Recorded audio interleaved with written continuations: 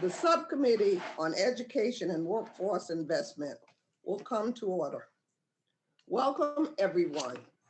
I note that a quorum is present. The subcommittee is meeting today to hear testimony on workforce innovation and Opportunity Act reauthorization, examining successful methods of employment for justice-involved individuals. Entirely remote hearing. All microphones will be kept muted as a general rule to avoid unnecessary background noise. Members and witnesses will be responsible for unmuting themselves when they are recognized to speak or when they wish to seek recognition. I ask that members please identify themselves before they speak. Members should keep their cameras on while in the proceedings. Members shall be considered present in the proceedings when they are visible on camera, and they shall be considered not present when they are not visible on camera. The only exception to this, if they are experiencing technical difficulty, and inform committee staff of such difficulty. If any member experiences technical difficulties during the hearing, you should stay connected on the platform. Make sure you are muted and use your phone to immediately call the committee. The committee's IT director, whose number was provided in advance. Should the chair experience technical difficulty or need to step away to vote on the floor, Mr. Buchan or another majority member is hereby authorized to assume the gavel in the chair's absence. This is an entirely remote hearing, and as such, the committee's hearing room is officially closed. Members who choose to sit with their individual devices in the hearing room must wear headphones to avoid feedback, echoes, and distortion resulting from more than one person on the software platform sitting in the same room. Members are also expected to adhere to social distancing and safe health care guidelines, including the use of masks, hand sanitizer, and wiping down their areas before and after their presence in the hearing room. In order to ensure that the committee's 5-minute rule is adhered to, staff will be keeping track of time using the committee's field timer. The field timer will appear in its own thumbnail picture and will not be named. There will be no 1-minute remaining warning. The field timer will show a blinking light when time is up. Members and witnesses are asked to wrap up promptly when their time has expired. When a roll call is not necessary to establish a quorum in official proceedings conducted remotely or with remote participation, the committee has made it a practice, whenever there is an official proceeding with remote participation, for the clerk to call the roll to help make clear who is present at the start of the proceeding. Members should say their names before announcing they are present. This helps the clerk and also helps those watching the platform and the live stream who may experience a few seconds delay. At this time, I ask the clerk to please call the roll. Chairwoman Wilson. Chairperson Wilson is present. Mr. Takano. Mark Takano is present. Ms. Jayapal. Ms. Omar. Ms. Ledger Fernandez. Mr. Jones. Jones is present. Ms. Manning. Mr. Bowman. Mr. Bowman is present. Mr. Pocan. Mr. Pocan is present. Mr. Castro. Ms. Cheryl. Mr. Espaillat, Mr. Grijalva, Mr. Courtney,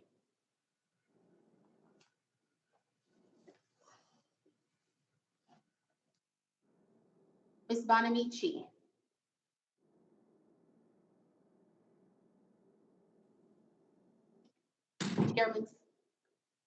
Chairman Scott,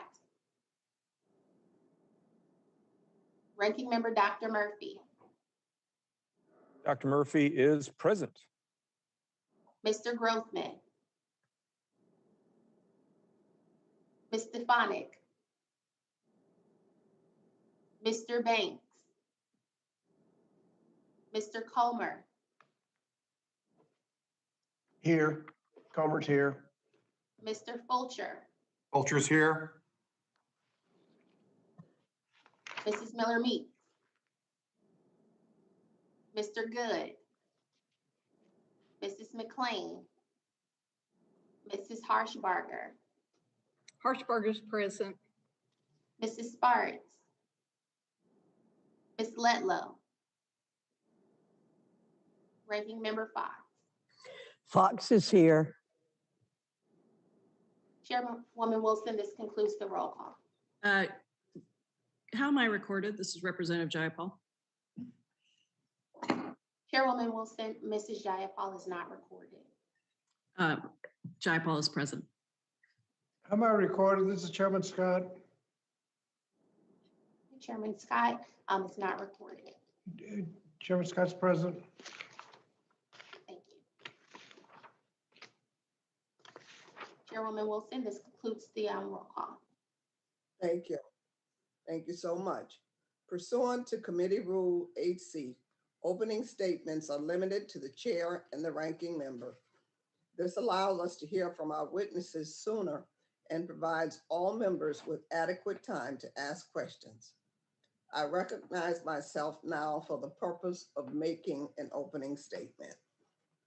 Today, we meet with our third bipartisan hearing on reauthorizing the Workforce Innovation and Opportunity Act, or WIOA.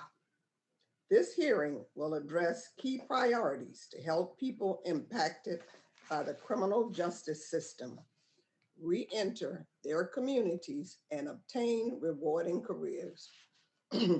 Each year, roughly 640,000 people are released from our nation's state and federal prisons. What happens after their return determines whether or not these justice-involved individuals successfully re-enter society. Unfortunately, far too many are unable to take a critical step in their transition, finding and keeping a good paying job.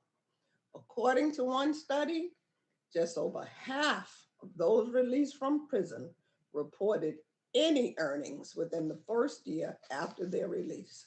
The stigma surrounding the employment of justice-impacted individuals is one of the forces limiting their opportunities. Making matters worse, people who have been incarcerated often must take additional steps to gain the education, skills, or work experience the employers are seeking. And they face an array of additional challenges, from mental health needs to difficulty obtaining housing or transportation. These barriers have a significant impact on justice-impacted people. Without access to high-quality jobs, they are more likely to be rearrested and could fall into an endless cycle of re-incarceration. High recidivism doesn't just hurt these individuals, it also hurts our nation as a whole. Research indicates that 83% of people released from prison are rearrested within 9 years. This is a contributing factor to the nation's high rate of incarceration, along with mandatory minimum sentences, long sentences for nonviolent crimes, and a lack of investment in prison programs and reentry services. Today, the United States continues to have the highest incarceration rate in the world, with more than 2 million people behind bars in 2019. According to the Bureau of Institute of Justice, this level of incarceration costs our country as much as $80 billion every year. According for costs, accounting for costs to our communities and the next generation. By comparison, funding for Title I of WEOR stands at about $3.7 billion annually. If we really want to break the cycle of costly incarceration, we need to reject dehumanizing policies in favor of investing in opportunities for these individuals to succeed.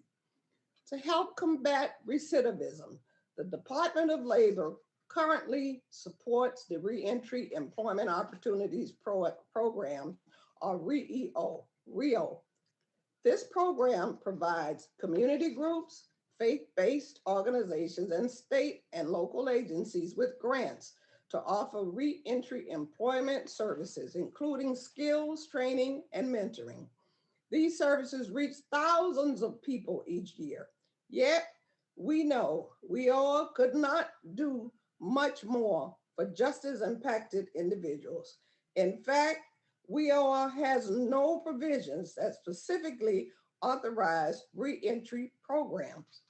As we reauthorize WEOR, we can make smart investments and promising approaches that reduce recidivism and expand employment opportunities for justice-impacted people. For example, we can ensure that reentry programs offer the full range of services that are needed to help justice-impacted people avoid rearrest. Behavioral health treatment, when paired with employment services, including subsidized employment, is an effective strategy to reduce recidivism. Mentorship, career navigation, and job coaching are also critical to helping individuals build professional relationships and look for jobs in demand industries. Finally, we must capitalize on the rising interest in hiring justice-impacted workers among employers. That includes helping people not only find jobs, but also build toward lasting careers. Bolstering subsidized employment and vocational training can help justice-impacted individuals earn short-term income in initial employment experiences. It also can help employers overcome harmful misrepresentations and misperceptions about justice-impacted workers. Subsidized employment can be the first step toward helping individuals move on to more rewarding careers. Empowering justice-involved individuals to find high-quality careers should be a bipartisan issue. It's not only the right thing to do, it's all the smart thing to do. Businesses benefit when there is a robust, skilled workforce ready to compete for jobs. With so many justice-impacted individuals looking to re-enter the labor force every year, we can make progress toward addressing the worker shortage that so many employers are concerned about. Today, with the help of our witnesses, we will discuss how codifying reentry employment opportunities in reauthorization would help improve the lives of people across the nation and reduce prison populations. We spend so much money on incarcerating hundreds of thousands of Americans each year. It's time that we invest in the training and support services to help individuals find sustainable, high-quality careers that will reduce recidivism and strengthen our communities. Thank you again to our witnesses for being here with us. I now recognize the distinguished ranking member for his opening statement. Thank you, Chairwoman Wilson. It's nice to see everybody's full face, and we look forward to everybody coming back in person and being able to be in all the committee rooms together. But thank you for convening this bipartisan hearing. I'd like to welcome also the witnesses who are coming to this committee. I look forward to working with all of you to help improve our country's workforce development system. America is known as the land of opportunity for a reason. Throughout our nation's history, we have shown a unique ability to accomplish what we set out to do. Part of this success is that we are blessed with an industrious citizenry, and part of this success is attributable to our faith in humanity's ability to overcome the odds. We are a nation and a people of second chances. A prison sentence is not supposed to result in a permanent exclusion from the world. In fact, all corners of society have an interest in giving incarcerated men and women opportunities to equip themselves with the skills that they need to succeed outside of prison. Steady work performed with care and pride honors the dignity of an individual and contributes to human flourishing. Re-entry into the workforce is a key element towards realizing that personal fulfillment. Steady work federal criminal justice policy has somewhat of a checkered past. We must admit that. Both Republicans and Democrats are working together now to solve these difficult problems. In 2018, 9 months before I joined the House of Representatives, President Trump signed into law the First Step Act. We are hopeful that this new legislation will maintain public safety and reduce recidivism rates. And in December of 2020, Congress authorized Pell Grants for incarcerated students and will provide thousands of people access to a college education. These may seem like insignificant changes, but they mean the world to those who benefit from them. I see no reason why reauthorization cannot play a small role in building upon this progress. The Reentry Employment Opportunities Program, currently funded through WEA, supports youth and adults previously involved in the criminal justice system. RIO grantees can assist these populations in a variety of ways, including with mentoring, housing, case management, employment, and violent prevention services. We have seen what works over the last 15 years, and I look forward to hearing from the witnesses how Congress can improve this funding stream.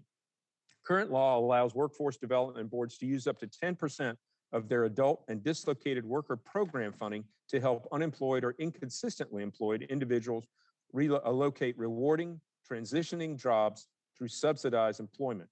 Some workforce boards have used this flexibility to serve re-entry populations. It is worth exploring what has worked for local communities. Congress can compile and publicize their best practices to other workforce boards that may be interested in expanding their services to incarcerated individuals.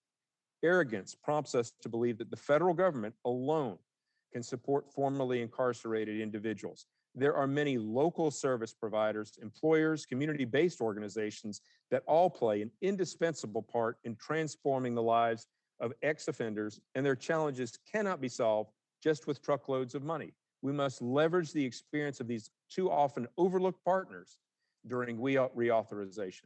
A one-size-fits-all mandates from Congress are precisely the wrong approach. Our workforce development system should be capable of listening and adapting to the needs of the local labor market, employers, and those seeking opportunity. This reauthorization of WEA must further encourage local communities to innovate when their existing operations fall short.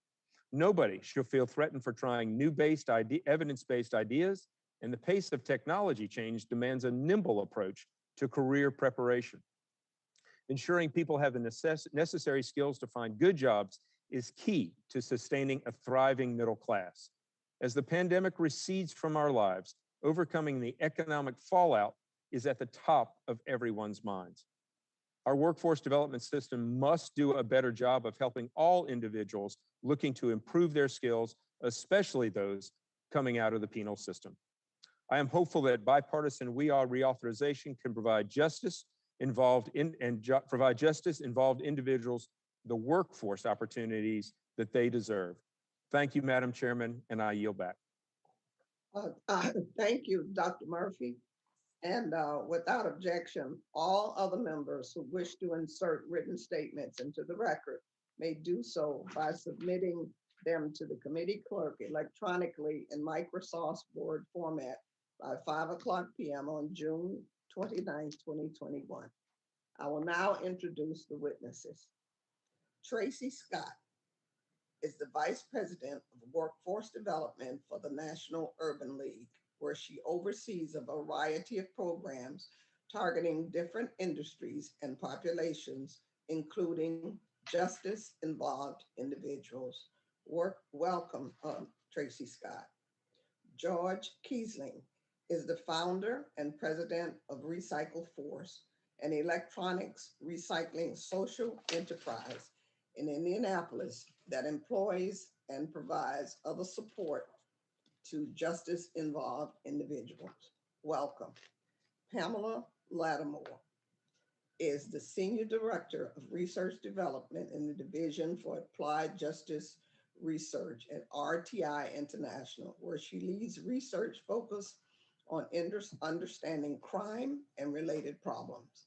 Ms. Lattimore is an internationally recognized expert on reentry, and her prior experience includes serving as Director of the Criminal Justice and Criminal Behavior Division of the National Institute of Justice. Wendy Saffron is the Executive Director of the Society for Human Resource Management, SHRM Foundation, the nonprofit affiliate of SHRM. We appreciate all of you for coming today. Thank you so much. We look forward to your amazing testimony, and we look forward to hearing all of your experiences and sharing with us. Let me remind the witnesses that we have read your written statements, and they will appear in full in the hearing record.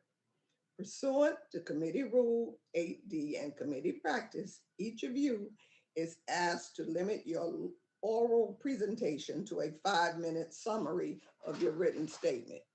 Before you begin your testimony, please remember to mute. Well, before you begin, remember to unmute your microphone.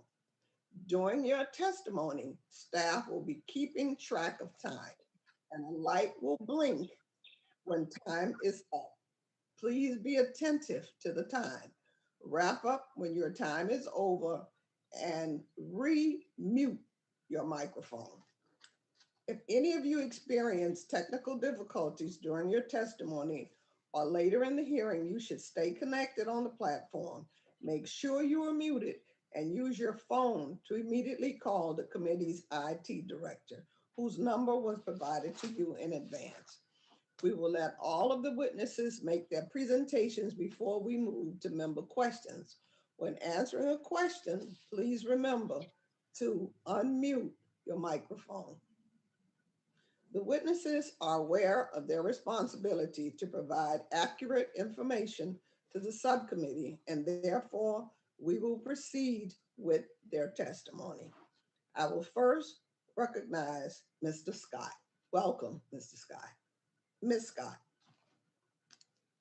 Ms. Scott, Ms. Scott. Thank you very much. Chair Wilson, Chair Scott, Ranking Member Murphy, Ranking Member Fox, and members of the subcommittee, thank you for this opportunity to testify. My name is Tracy Scott. I am the National Urban League's Vice President of Workforce Development. And on behalf of Mark Morial, our President and CEO, I bring you greetings. The National Urban League is a historic civil rights community-based organization with a mission grounded in the belief that a job with a living wage and good benefits is the key to economic power. We have served the formerly incarcerated for over 50 years, even before grant money was targeted for this purpose. The National Urban League won its first Department of Labor RIO grant in 2005 and has since managed 8 federal grants for reentry, serving both youth and adults. Among our clients, 86% earned a credential or certificate, 65 reported finding employment. The program's recidivism rate is lower than 5%, well under the Department of Labor's 22% threshold. The strength of the Department of Labor's RIO program is the opportunity for national and regional intermediaries to compete for a separate pot of money within the overall program. National intermediaries play a valuable role implementing federal initiatives, providing technical assistance, and ensuring consistency, scale, and accountability. We strongly recommend maintaining this component in the WIOA statute. We submit for the committee's consideration the following changes to strengthen the Department of Labor's RIO program, informed by our experience. The first, increase the amount of federal reentry funding to meet the demand of services. Early release policies, as well as need for reskilling given COVID-19's economic impact, have increased demand for workforce development services, particularly in communities of color. Unfortunately, WIOA funding has not kept pace. Given the need for and significant return on investment from RIO program services, we urge you to increase the amount of dollars in the overall account from $120 million and double the competition among national and regional intermediaries to $50.5 million. Two, ensure national and regional intermediaries can compete for reentry serving both adults and youth. Under the fiscal year 21 appropriations bill, funding for national and regional intermediaries is restricted for youth employment activities. Because justice-involved youth and formerly incarcerated adults require different services, we recommend national and regional intermediaries to be allowed to allow the use of funds to serve adults in addition to youth. Three, utilize national intermediaries with recognized expertise. It is important that national intermediary organizations receiving federal reentry funding have nationally recognized expertise, existing infrastructure, and large networks of employers and community relationships to ensure that federal investments are deployed quickly and effectively. Four, additionally, we recommend changes to the program model to reduce recidivism and increase success for reentering individuals, including wraparound services. Formerly incarcerated individuals need support in many areas, including digital learning, housing, transportation, childcare and child support obligations, and reunifying with children. A national intermediary with wraparound services like the Urban League can meet these needs in one place, increasing the likelihood of success for clients. Workforce-centric cognitive behavioral therapy, also known as CBT. Workforce CBT focuses on helping clients address behavioral challenges related to work, like managing anxiety during a job search, navigating professional relationships, and communicating in the workplace. Pre-release engagement, allowing community-based organizations access to correctional facilities so that they can work with individuals prior to release to co-create an employment plan would help set up re-entering individuals for success. Finally, we recommend diversifying eligible reentry serving providers by providing grants so returning citizens can access programs outside of the higher education system that fit their needs and strengthen the connection between reentry and apprenticeship so these individuals can earn while they learn. We appreciate the subcommittee's interest in authorizing reentry programming into federal law. This is an area where there is much need for investment and reimagining to ensure returning citizens can retool, secure employment opportunities, and transition back into their communities. I look forward to answering any questions you might have. Thank you. Thank you so much, Ms. Scott. And now we'll hear from Mr. Kiesling. Welcome. Thank you. Chair Wilson and Chair Scott and Ranking Member Murphy and members of the subcommittee. Thank you for inviting me to testify today. My name is Greg Kiesling, and I'm the president of Recycle Force, a nonprofit employment social enterprise, or ESE, delivering comprehensive recycling services to businesses in order to provide life-changing employment opportunities for formerly incarcerated individuals. Our model is called ABC, Any Job, Better Job, Career. You'll find details of the ABC model in my written testimony, along with a very brief video that I think will give you a good visual of what we've been doing here in Indianapolis, Indiana over the past decade. But the short version is this. We serve high-risk people who are coming home from prison and jail. All are under compliance monitoring and are required to work. We serve this population because research shows this is where we can have the greatest impact, both to increase employment and to preserve public safety. Our employment social enterprise employs high-risk individuals while they are under oversight and most at risk of returning to crime. But we don't just employ people, we also provide education, portable and stackable credentials, mental health and substance abuse treatment, banking assistance, financial planning, and perhaps most importantly, we help clients stay compliant with criminal justice oversight. Our credentials are very focused on the type of jobs that are available for those we employ and transition on. They include OSHA, Certified Logistics Associate, Powered Industrial Truck, and HAZWOPER 40, among many others. All these credentials prepare our workers to move to the next phase. As oversight lessens and if people have achieved their credentials, we transition about 60% of our workers to the next phase, the better job, where they work with our alternative staffing partner Keys to Work. This phase is not subsidized employment, but some of the wraparound services like mental health, treatment, and compliance monitoring are grant funded. And from this B section of our model, employers then hire permanently in good paying living wage opportunities, the career. Again, ABC, any job, better job, career. A good example is our local Indianapolis Department of Public Works and the ASME Union. They've already hired 41 people from our program. Our city has done a good job of making positions available for those under criminal justice oversight. And because we are the crossroads of America, many logistics firms have located here. So the logistic firms and their distribution centers are also big hires of our folks after the transitional period. Wages are way up in this field, and our workers can make well above $15 per hour. We have developed our model with significant support from DOL and the RIO program over the past decade, including a random control trial the department funded known as the Enhanced Transitional Jobs Demonstration, or ETJD. We are in the early stages of refining our model to serve out-of-school justice-involved youth, perhaps the hardest population of all. But as we do so, we need more rigorous research, including more random control trials. The research and continued funding can help grow the employment social enterprise field, like it has helped Recycle Force here in Indianapolis. You know, most workforce development professionals do not consider themselves crime fighters. But in so many ways, the funding the RIO program supplies to ESEs like us does just that. As Father Greg Boyle from Homeboys Industries says, nothing can stop a bullet like a job.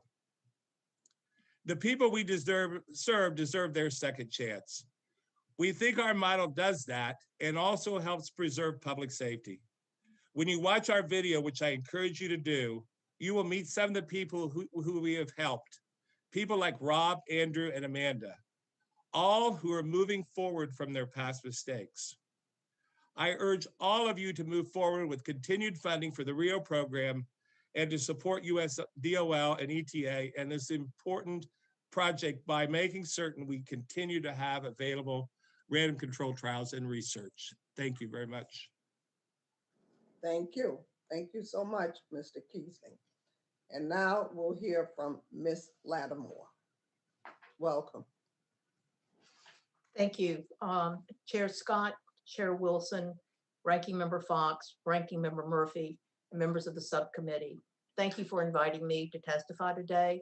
My name is Pamela Lattimore, and I am the Senior Director for Research Development for the Division for Applied Justice Research at RTI International. To briefly introduce myself, I have been conducting research on interventions for justice-involved individuals, including federal initiatives such as the Second Chance Act, since I was in graduate school at the University of North Carolina in the 1980s. Prior to joining RTI in 1998, I was a visiting scientist and then division director at DOJ's National Institute of Justice, where I conducted research on criminal behavior and oversaw NIJ's corrections research portfolio. To set the stage, even though we have seen some decline in prison and community supervision populations over the last several years, there are still approximately 2 million individuals in our prisons and jails, most of whom will return to our communities, and nearly 5 million others are currently in our communities on probation or parole. These justice-involved individuals generally lack education and employment experience, and they often have challenges including behavioral health issues such as drug use. Education and workforce programs offer a solution to the employment and educational needs of those involved with the justice system, offering transformative opportunities that can lead to a better life for the individuals and their families and safer communities. Criminologists have posited that desisting from criminal behavior may require an individual to transform to a self that believes they can attain a more positive and productive future. Education is a recognized process for supporting transformation. All of us in this room owe at least some of who we are to the education that has been afforded to us. The return on investment for correctional educational programs is well documented. A recent study estimated that every $1 invested in these programs saved taxpayers $4 to $5 in reincarceration costs in just the 3 years following program participation. Others estimate lifetime returns on programs for youth at 8 to 1 and for adults at 18 to 1. I would now like to offer several suggestions related to program design and research based on my work for the committee to consider. First, program offerings in correctional facilities should ensure that participants are able to earn stackable credentials that will lead to living wage employment with career advancement opportunities. For example, programs that lead to credentials in construction trades or commercial driver's licenses offer opportunities to earn living wages and respond to our current national labor shortages. Second, earning while learning programs should be encouraged. Most individuals in prisons and jails are eager to participate in programs, but there are substantial drop-offs in participation following release. Earned financial support may be the best route to encourage participation and completion. Third, robust evaluations are needed that are realistic in expectation and supportive of iterative improvement in education and employment programs. Fourth, more research is needed on what works for whom and how much is needed. And we also need to understand how education and employment skills fit within the constellation of overall needs of justice-involved individuals. Finally, recidivism should not be the primary measure for assessing education and employment-focused reentry programs. For education programs, first we must look at other outcome measures, including program completion, credentials earned, wages, and the quality of employment. I provide additional details in support of these recommendations for the record. Thank you again for this opportunity, and I am happy to answer any questions. Thank you. Thank you so much. We will now hear from Ms. Safstrom. Welcome. Chairman Scott, Ranking Member Fox, Chairwoman Wilson, Ranking Member Murphy, and distinguished members of the House Education and Labor Subcommittee on Higher Education and Workforce Investment. Thank you for the opportunity to join you today and for your leadership on the important issue of second chance hiring. My name is Wendy Safstrom, and I'm the Executive Director of the SHRM Foundation. The SHRM Foundation is the nonprofit affiliate of the Society for Human Resource Management, the world's largest professional society for human resource leaders. With more than 300,000 HR and business executive members in 165 countries, SHRM sits at the intersection of work, workers in the workplace, impacting the lives of more than 115 million workers and their families globally every single day. A pillar of SHRM's work is advancing policy that creates a more equitable world of work. The SHRM Foundation amplifies those efforts by inspiring, educating, and mobilizing HR professionals to lead positive social change in the workplace. We develop and curate strategies and programming designed to help HR professionals provide equitable opportunities to individuals seeking the dignity of work, including the nearly 70 million Americans, that is 1 in 3 adults who have a criminal record. Our Getting Talent Back to Work initiative, launched in 2019 by SHRM and now operated by the SHRM Foundation, started as a call to action by asking employers to publicly pledge to consider qualified individuals with criminal records for jobs within their organizations. And in December 2020, SHRM Foundation relaunched the initiative to include new tools and resources, including a self-assessment tool, an online educational program for HR professionals, and commenced the launch of marketing, communications, and PR strategies that better tell the story and business benefits of hiring individuals with criminal records. Getting Talent Back to Work has provided resources to 20,000 users thus far, and it's making a difference. A labor shortage and a battle for talent is looming. Employers who embrace second chance hiring could have a significant leg up on the competition. A recently released 2021 SHRM research study found nearly half of business leaders believe their organization should offer training, guidance or mentorship opportunities to workers with criminal records as they begin a return to work. HR professionals understand the business case and the social imperative for hiring individuals with a criminal record. Savings and productivity gains for organizations can be significant. Their turnover rate for employees with criminal records is 13% lower than that for the general population. And according to SHRM research, 81% of business leaders and 85% of HR professionals believe workers with criminal records perform their jobs about the same or better than workers without criminal records.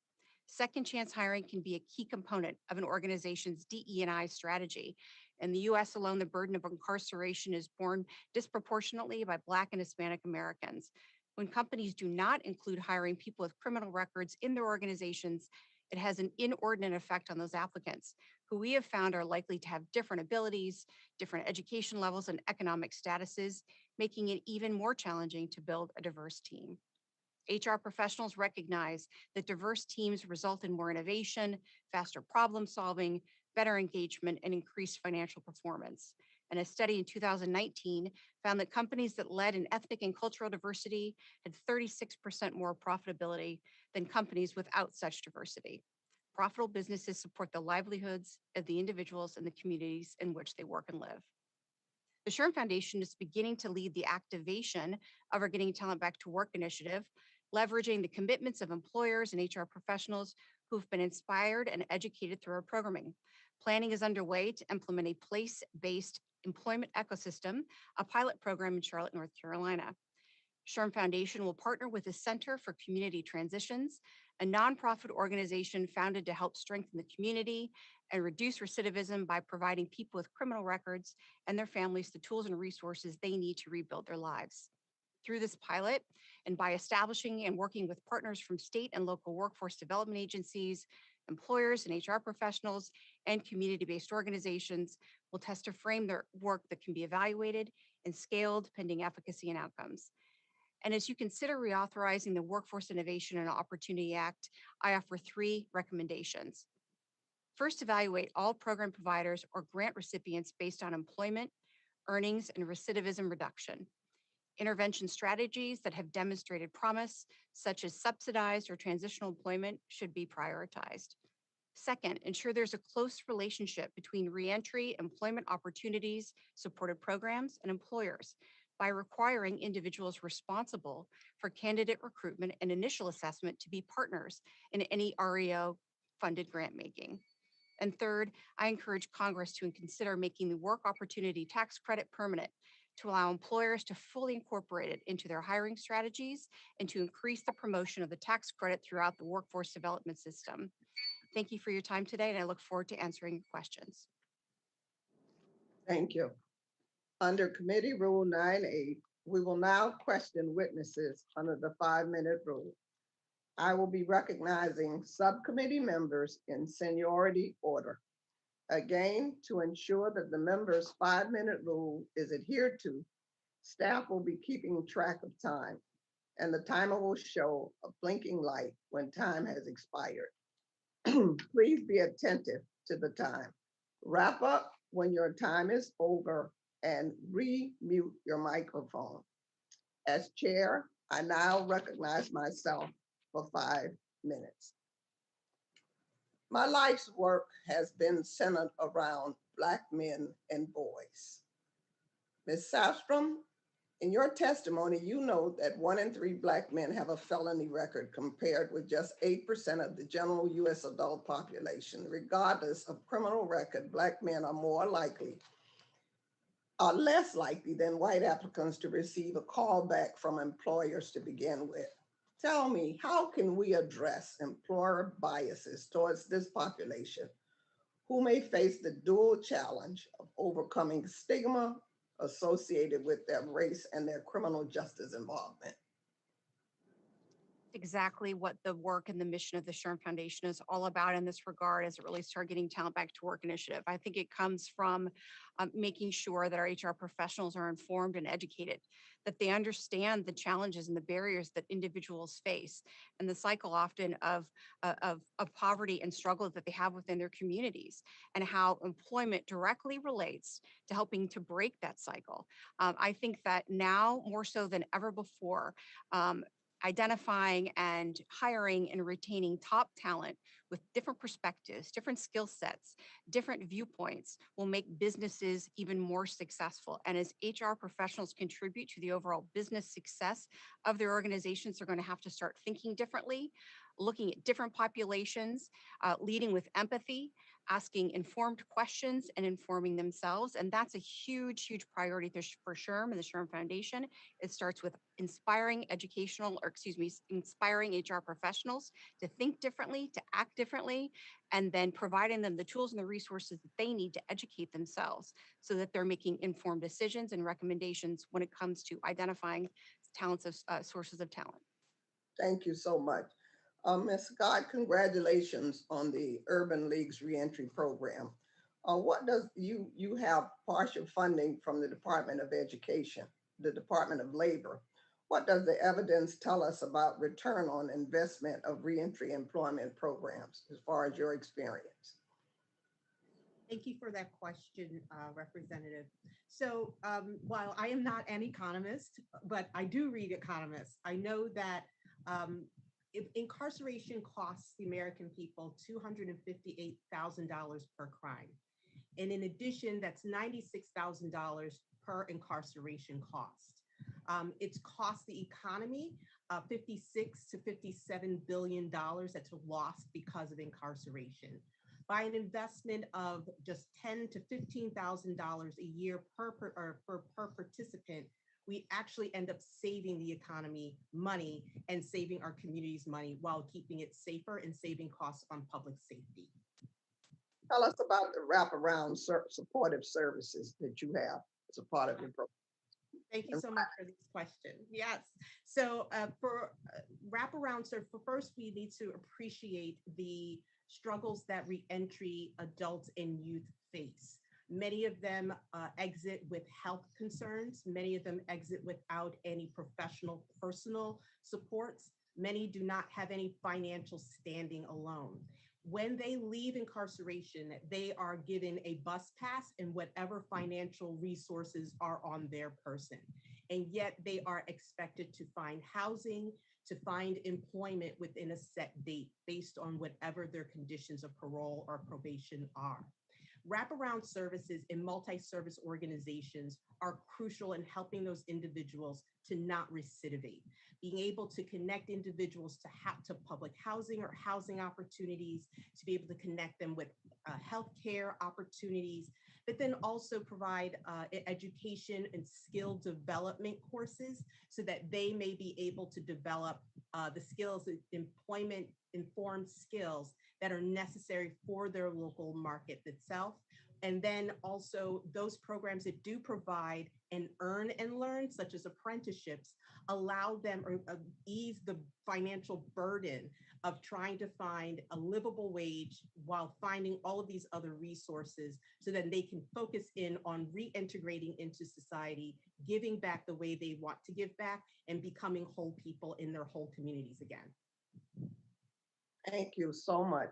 Mr. Keesley, tell us what is the criteria to determine individuals at medium to high risk of recidivism, and how do we help them when we target related programming?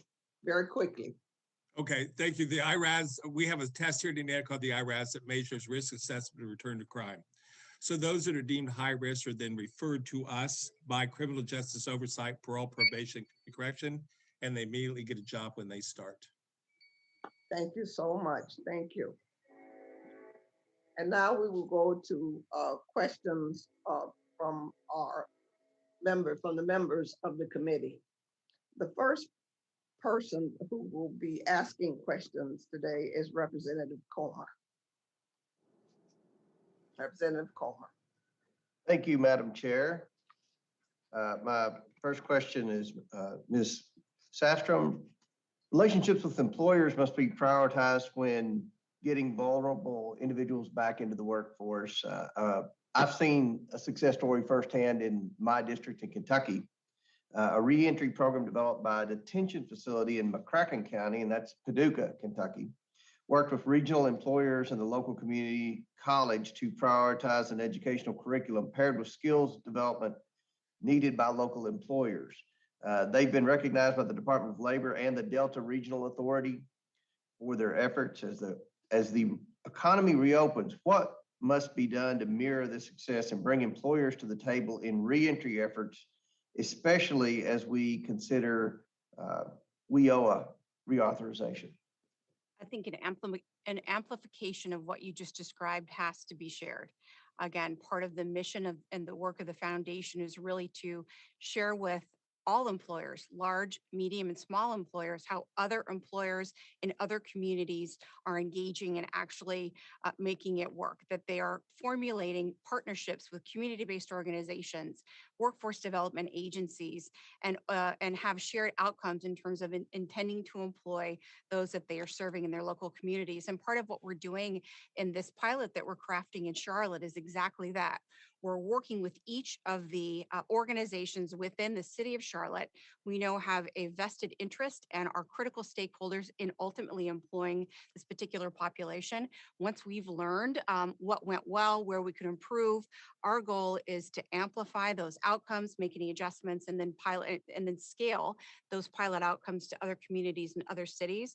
But I'd love to learn more specifically about what you're doing so we can talk about that as part of our marketing communications and PR, our storytelling that goes on at the SHRM Foundation.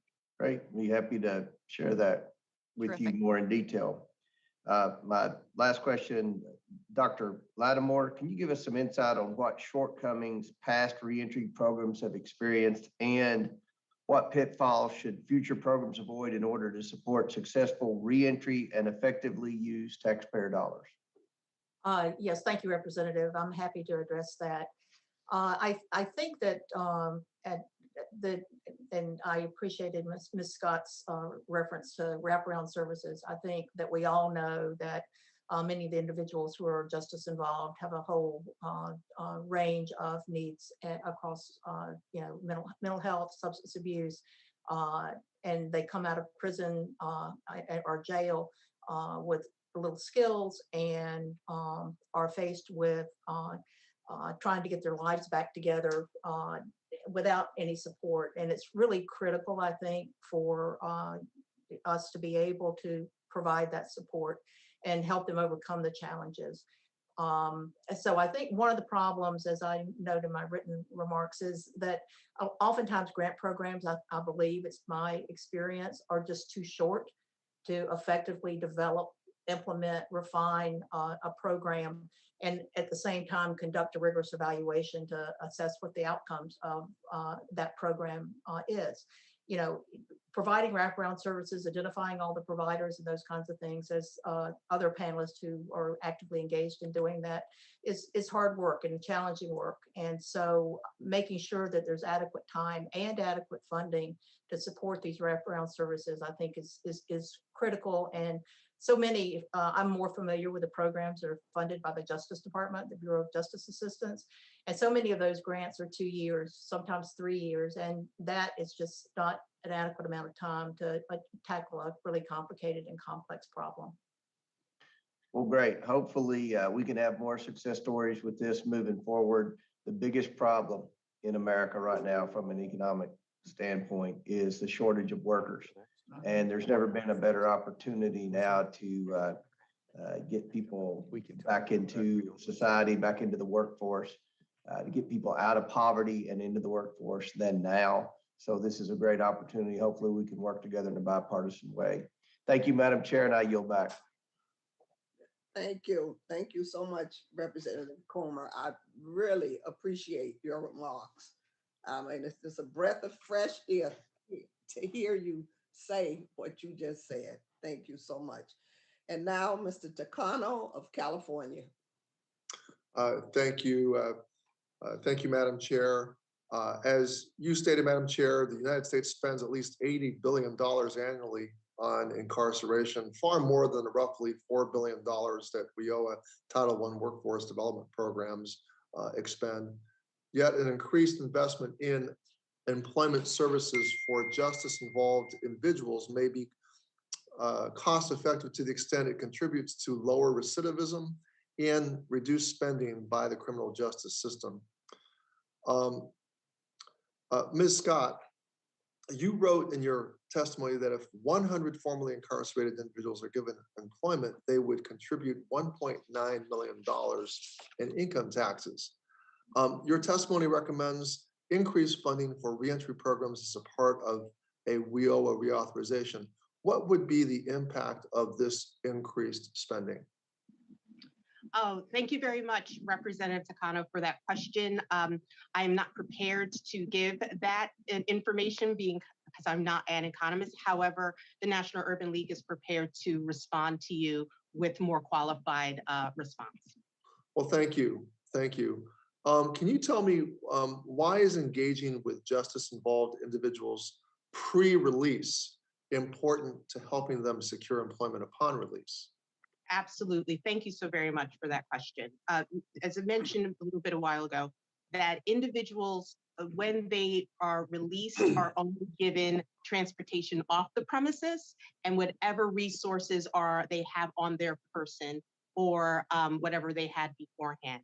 Many individuals who are incarcerated, there's strong correlation between individuals who are homeless and those individuals who are become incarcerated or end up incarcerated. They find that individual may be homeless, who is homeless prior to incarceration is 15 times likely to be to find themselves incarcerated. The unemployment rate for incarcerated individuals is 36%. It's 44% for African American women. A lot of that is because they don't have a plan once they are released. They don't have the social connections. Many of them may not have stable housing, particularly older reentry individuals have health issues that have either developed or lingered during incarceration. And so when they leave, they don't know the social systems. They don't know how to enroll in programs. And so being able as a national intermediary to have access into the correctional facility so that a counselor whom they would meet post-release is there to create an employment program for them. That means that person then leaves knowing where they need to attend, who they need to speak to, and know what their treatment plan or their program plan will look like upon release. It gives them literally a lifeline and a plan so that they can stay focused on what's most important. Ms. Scott, that's an awful lot that you just told us, and the details, I'm sure. Well, I mean, we could spend a lot longer on this topic. I'm sure that we have very uneven programs in terms of their continuity for things like mental health care and drug treatment. I mean, that probably does not follow the formerly incarcerated into life outside of being incarcerated. But you know, even something as basic as getting an identification card, an ID, is not certain. Many Americans don't know that that's just not something that a formerly incarcerated person would have. I know that one state, Virginia, has taken this on, and California is trying to actually pass something more comprehensive in terms of making sure that your issue of you know, without an ID, you have a hard time getting employment, securing housing, applying for public benefits, obtaining insurance, cashing paychecks or opening an account, traveling domestically, buying or renting a car, applying for a commercial license, whether you're trying to drive a truck or a car, or getting married. So that plan you're talking about, just trying to get a plan together without an ID, and many people don't know this, that's very uncertain that a formerly incarcerated person would even leave without an ID. And I'm a little self-serving here because I want to just mention I have a bill, HR 1315, which would greatly improve or enhance the responsibility of the Bureau of Prisons to ensure that federal prisoners leave with an ID, and we also would assist the states in making sure that happens. My time has run out. I just want to make sure that I got that commercial out there. But Madam Chair, I yield back. Thank you. Thank you so much. We'll make sure to watch out for HR 1315, identification for formerly incarcerated. That is great. Thank you. Thank you. Donna. And now we'll hear from our ranking member, Miss Dr. Murphy of North Carolina. Thank you, Madam Chairman. And just specifically also thanks to the witnesses today. It's really powerful testimony. And this is obviously something that is a bipartisan issue, things that we can really work on. You know, my personal desire, while it's not the purview of this committee, is that we try to get to these young men and women before they ever get incarcerated. Wouldn't investment in them before any of this happened yield us much greater results? That's a different issue, one in which I think is actually equally, if not more important, but not the purview of this committee. So, Ms. Sastrov, I just have one Stratham. I'm sorry, I have a question for you.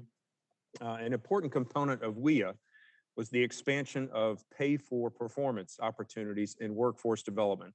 These programs allow for experimentation and innovation while also ensuring that taxpayer dollars are spent on what works best. How could you tell us pay performance would enhance work that is done at the federal, state, and local level to help support the reentry transition efforts? And thank you for that question. I think it will really encourage creativity. I think it will help foster innovation. It will allow, especially, I think now some more than ever before perhaps, is the moment for employers and HR professionals to contribute ideas perhaps to a challenge that have not necessarily been brought to the forefront. So I think that, you know, HR professionals are very familiar with accountability for turnover rates, for hiring rates, for promotions, and for retention rates. And so they understand the notion of pay for performance. So I think the ability to have those conversations, to talk about that issue with HR professionals, to understand some of the human capital metrics and how they can apply to this particular instance could be very powerful. Excellent, excellent. Because, you know, in all this, we obviously want the results to be great, but we also want accountability.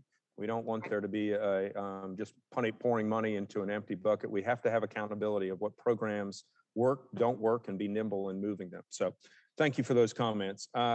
Dr. Lattimore, it's always good to have a North Carolinian on the committee, and I'd like you for taking time to share with us about your important research that you've done on how society can best serve the reentry population. Let me throw this at you. How do you feel the evaluation efforts for government programs differ from those that are done in the business world?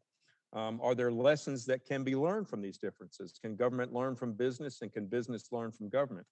What would you recommend that the federal reentry program, how do they incorporate these efforts in their evaluations based upon what is currently being done in the industry? In other words, how can the business community help our federal government do things more efficiently and more accurately? Thank you for the question, Congressman. And you actually touched on something that is very near to my heart, which is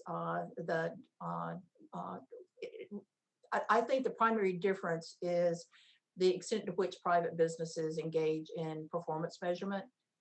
And that in itself allows them to understand, you know, their processes. It allows them to refine their processes, to, you know, be more efficient, to assure that they're getting the outcomes that they want. And I came to this based on my efforts over the years to use administrative agency data to evaluate, you know, federally funded programs, and have found and continue to find that the computer systems and the management information systems that are part of many of these agencies are woefully inadequate. And it means that the agencies can't even know what their own performance is. They, you know, basic things like working with some jails on pretrial work right now, and even knowing the average length of stay for people being held pretrial in jails, you find out that jail management information systems don't even have a marker to say that someone's being held pretrial. And, you know, McDonald's would never not know. They know exactly how long it takes to do everything, and the best ways to do those things. So, I mean, I think that we need to as an evaluator, it's not self-serving to say that I think that we need to shift a little bit from talking all the time about evaluation and point out that a lot of what underlies evaluation is actually good performance metrics Sure. and having those kinds of measurement systems in place. And so I would encourage investment in that along with the investment in programming. Thank you, Doctor. And that is critically important. I'll just say we can't put forth these programs without accountability and evaluation to know what really is what's best and what works best for the American taxpayer and for those in the population that we're serving. I believe my time is up. Thank you, Madam Chairman. I appreciate the time to speak with the committee members. Thank you. Thank you, Dr. Murphy. You started off speaking my language, prevention. So that sounds great, and I appreciate that your comments. And now, Ms. Jayapal from Washington. Thank you so much, Madam Chair, and thank you for your leadership on this issue as well as this committee. And I too want to associate myself with the remarks of my colleague, Congressman Murphy, about how important it is to invest in people before they're incarcerated. And I actually think that a lot of what this committee does is to think about exactly that. 80 billion a year to keep roughly 2.3 million people incarcerated in a system that is neither rehabilitative nor restorative is a true waste, not only of money, but of human potential. Too often people are released into communities traumatized, unhoused, unemployed, and burdened by a criminal record. I used to represent, before I came to Congress, in the state Senate in Washington State, one of the most diverse districts in our state. And I saw this all the time, and we worked on this issue all the time. And I wanted to share the story today of Aaron, who is a constituent of mine, who was referred by King County Work Release to Neighborhood House, which is an incredible social service agency in Seattle, in December of 2019. Prior to his incarceration, Aaron had many years of experience in construction and welding. However, upon his release from incarceration, Aaron had trouble even landing a survival job due to his ongoing struggle with chemical dependence and finding stable housing as he alternated staying in his car and crashing with friends. Ms. Scott, this sounds like a catch-22 to me. People like Aaron struggle with getting jobs because of unstable housing and chemical dependence, and yet they need the income and stability of work to help with their recovery and to pay for stable housing. What is the difference in outcomes related to both recidivism and employment between programs that offer solely employment services rather than both employment and social services? Thank you so much, Representative Jayapal, for that question and to bring up this important issue. I think it's very important for us to continue to focus and appreciate the myriad of challenges that the reentry community face during and post-release. One of them is, as I believe you had mentioned, of drug and alcohol addiction. We know that 60% of prisoners struggle with it during release. We know that 76% struggle with mental health and using substance abuse as a means to cope. And so just that alone is a challenge for someone who's being released without any supports, without any financial opportunities, and with little to no skills. We know that many individuals, I believe it's 60%, who are incarcerated do not have a high school degree, are high school dropouts, and do not have a diploma. That is a barrier to identifying and finding employment.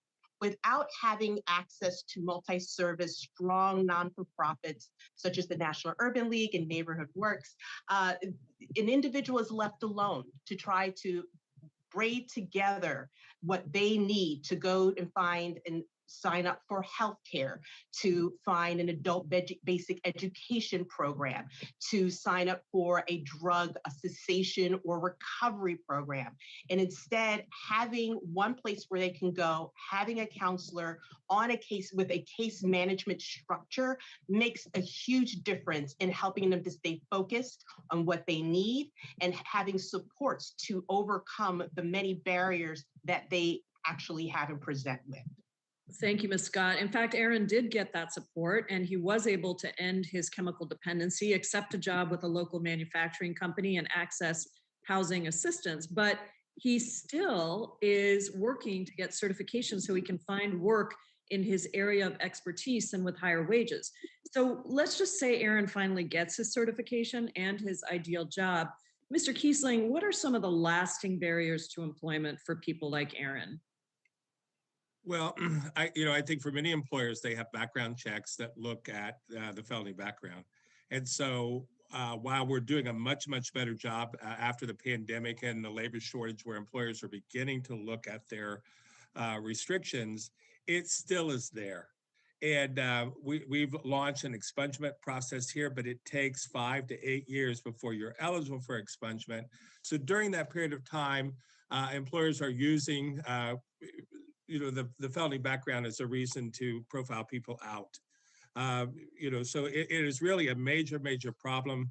But I'm encouraged that we're making progress. The labor shortage is really getting employers that are willing to hire this population to really relook at their hiring practices. I think that's so important. My time has expired, but I think this cultural shift that we need employers to make is so critical. So thank you very much, Madam Chair. I yield back. Thank you. Thank you. And now, Mr. Grothman, Wisconsin. You got that very good. Thank you. I wish you were running all my hearings. First question, and I guess any one of you could take it. I am been a supporter of something called Ozaukee County Jail Literacy back in my district. And I know the importance of literacy in existing in our society, and they do a great job. Could any one of you comment on the percent of people who are functionally literate when they go out of jail or prison compared to how they are when they get out, and could maybe some correlations between functional literacy and the ability to operate productively in our society? Do we have any statistics on that? We don't have any direct statistics, but we do see that people's reading levels and comprehension levels are low. There is tape testing that's done. Okay. But I don't have the details. Okay, well, it's important for people who are going to be involved in this issue to know the number of people who are literate and not, because then we can kind of measure how well they're doing when they get out in society. I don't know how you function in society if you don't know how to read, but I think you will find a lot of people in corrections institutions are not literate. So I would suggest the four of you look into that. Next question I have, I always think a strong family background is important. Do any of you have any information, perhaps Dr. Lattimore, on family setting, that correlation between adapting back in society, if you're moving back home with a husband or wife, if you're moving back home with parents, any comments or any studies along those lines? There has been, thank you for the question. There have been programs that have focused on family strengthening. Most women who are incarcerated have children. Many men also have children, although the burden on the men and women is very different. And actually, childcare is another financial cost for and barrier for women when they get out of prison. And so I think that. Right. Do we know the number, for example, who get up, wind up being married or living with their parents, or are there any studies along those lines indicating success or not success if you are living with the spouse or parents?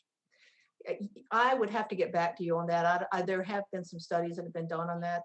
That's not something that I, right off the top of my head, know the numbers on, but we'd be happy to get those numbers back to you. I always feel when we talk about corrections or criminal justice problems, family background is so important. And it always bothers me, whether it's this or drug abuse or whatever, nobody's got the statistics. And I always feel like, one of the reasons for a lot of the societal problems we've had in the last 5 years is the government kind of encouraging a broken family. I wish people who deal on this topic would weigh in and try to have people get statistics. I'll give you guys another question. In Wisconsin, we have something called the Huber program. I assume they have similar programs in other states, in which prior to release, you work in the community. Okay, maybe you're let out 8 hours a day or something and you go back. But as the result, when you leave, you have a job already. Now, we recently changed things in Wisconsin so that your final institution you're in is near your job. So you don't say on a federal level, say you don't return to Kentucky, but your Huber job was in Wisconsin or something. Can you comment on the percentage of people leaving either federal prison or the state prisons you're familiar with who have a full-time job before they leave, and those that don't, and kind of comment on the importance of that? I will quickly jump in and say 100% of the people who are referred to us have that job. That's our model. They have the immediate job. We serve about 300 people per year, but there are about 8,000 people who need this service in Indianapolis alone. So where we can expand employment social enterprises to be able to employ more people immediately upon release and connect with them prior to release from prison and jail, so we can develop the pathway. But that's exactly what we do. That's exactly our model. And it's the #1 way to reduce crime and get people back connected in the labor force is to have a subsidized job immediately upon release. Well, I don't think in Wisconsin it has to be subsidized. Why would you feel it has to be subsidized? Because of all the different oversight requirements. It's very difficult for people to work and still have to take drug tests. They have to leave regular employers that find it very difficult to oversight people that are constantly having to leave. Our workers are able to work about 25 to 30% of their time, but the other is related to oversight requirements. Yeah, I'd familiarize yourself with what goes on in Wisconsin, because largely in Wisconsin, what we call these Huber jobs I don't believe they're subsidized at all. And it's a way for people to transition right away back in society.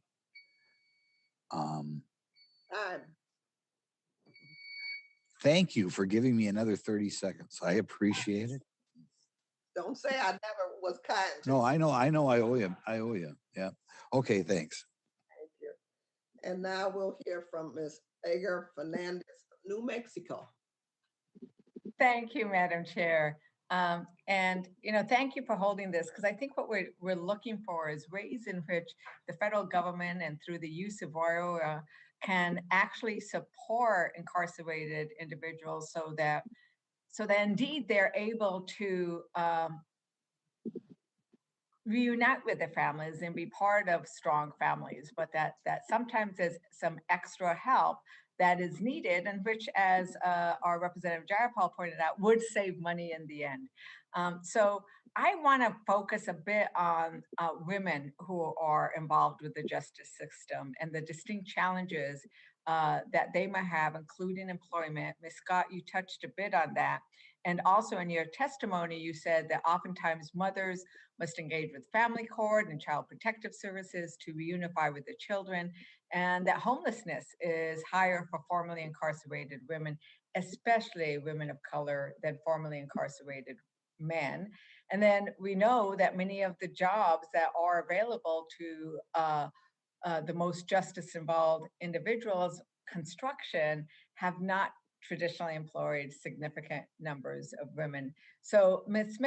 Scott, could you expand a bit on the unique challenges that justice-involved women face with obtaining and maintaining employment, and if you have suggestions on what we in Congress can do to help address those challenges? Thank you so very much, Representative Fernandez, for that question and this lead-in. Yes, I find that we don't talk enough about women in reentry and their challenges. As mentioned, the largest demographic of homeless formerly incarcerated are African American women. And their unemployment rate is at 44%.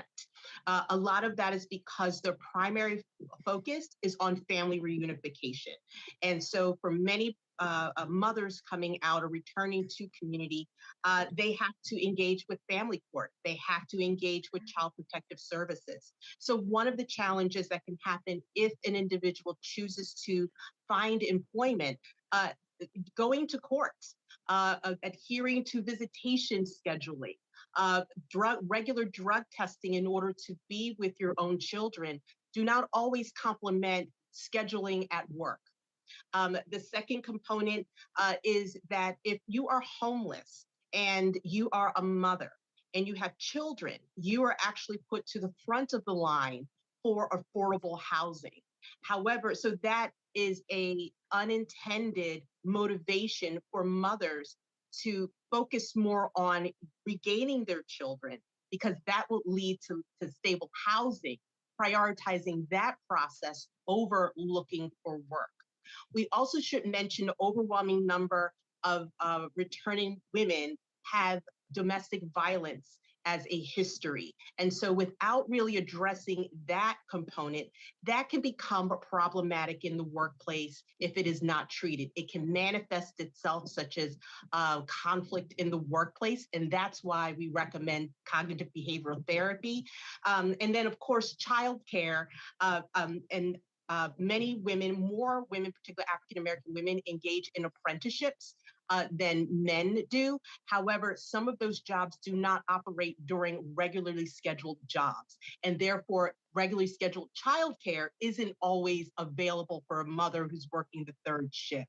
So I think that there are many things that we should really look at in the ecosystem to support women. Thank you so much. And I want to highlight a program in my district at Messalens Community College.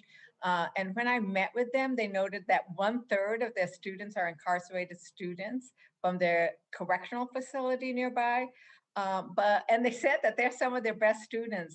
Ms. Lipmore, can you tell me what the research shows on employment rates being improved after attaining a degree or certificate while incarcerated?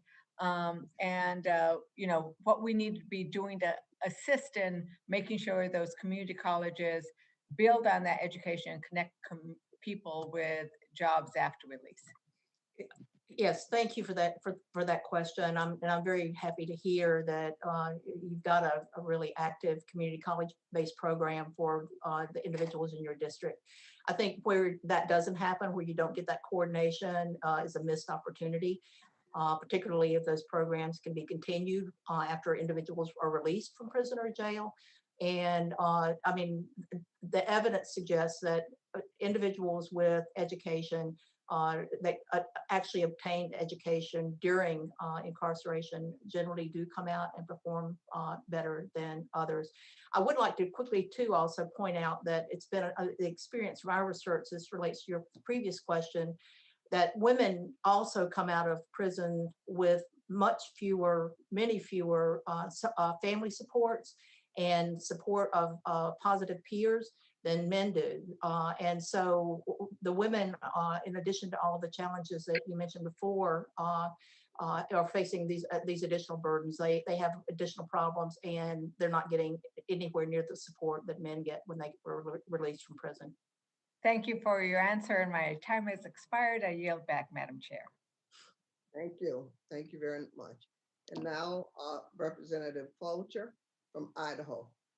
Thank you, Madam Chair and Ranking Member, for putting this on. This is an important topic to me and to my state as well.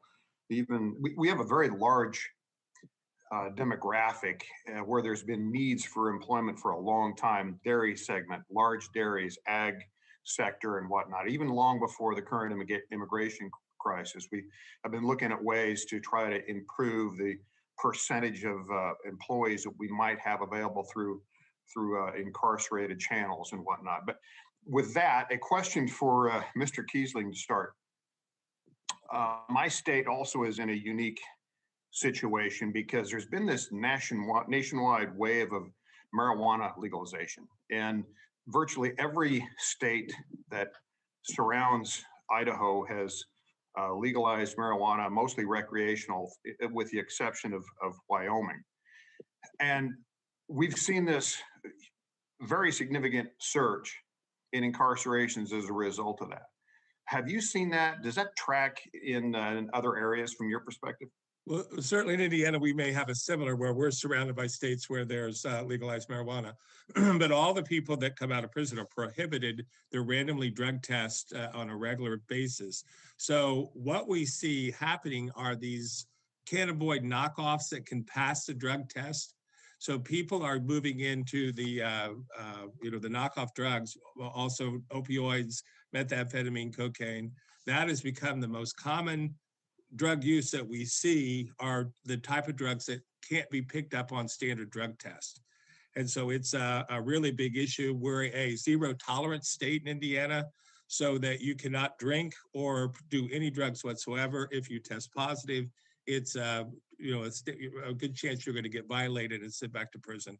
So it is a really major problem, but it's the the knockoff drugs more than the legal drugs that, or the legal marijuana coming in from other states that we're seeing. Yeah, thank you for that. Shifting gears a little bit to Ms. Scott, I'd like to clarify on something that you had said earlier. Your local affiliates do this market analysis, and I'm interested in that market analysis and that process a little bit more. What if that analysis just shows that the needs are just way different than the available skill sets? What happens then? Ms. Scott, could you help me clarify that? Sure. So first, when we talk about labor, we encourage all of our Urban League affiliates to consult the labor market information system to know what are established employers and needs in their community. And then we partner with training and education providers so to ensure that the skills that are being developed actually line up with what employers need as far as an occupation with skills. Are you able to actually have some success? If that gap is just very, very wide, are you able to have some success in bridging it? Yes, absolutely, we do. So an example that we have, now it's not exclusive for reentry, but it's for all adults, is that we do have a tech training program. And we originally went with a traditional training program such as systems analyst, but we recognize that when you go to different markets, the tech needs are different.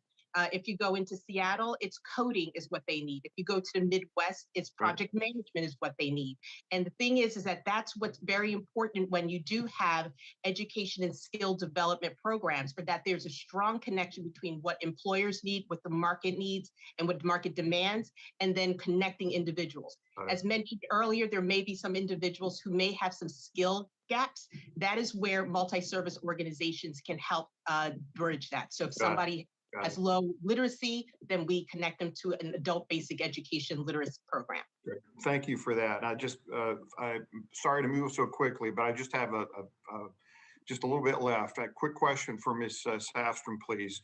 Your organization has been involved in getting talent back to work. And once they get involved, once this talent does plug into what would be termed as subsidized employment, how long do they tend to stay? Is it truly a transition, or does it tend to be a longer employment range? Thank you for that question. It's not necessarily subsidized employment. What we're finding overall is that overall turnover of individuals who have a criminal record is lower, if not the same, as individuals who do not have a criminal record. And that's been direct research that we've done both in 2019 and then reiterated or refreshed, if you will, in 2021. Thank you for that. I'm out of time. Madam Chairman, I yield back. Thank you. Thank you so much. And now, Mr. Jones of New York. Thank you so much, Madam Chair. And I appreciate your making reentry employment opportunities the focus of today's hearing. I also want to thank our witnesses for sharing their perspectives with us all today.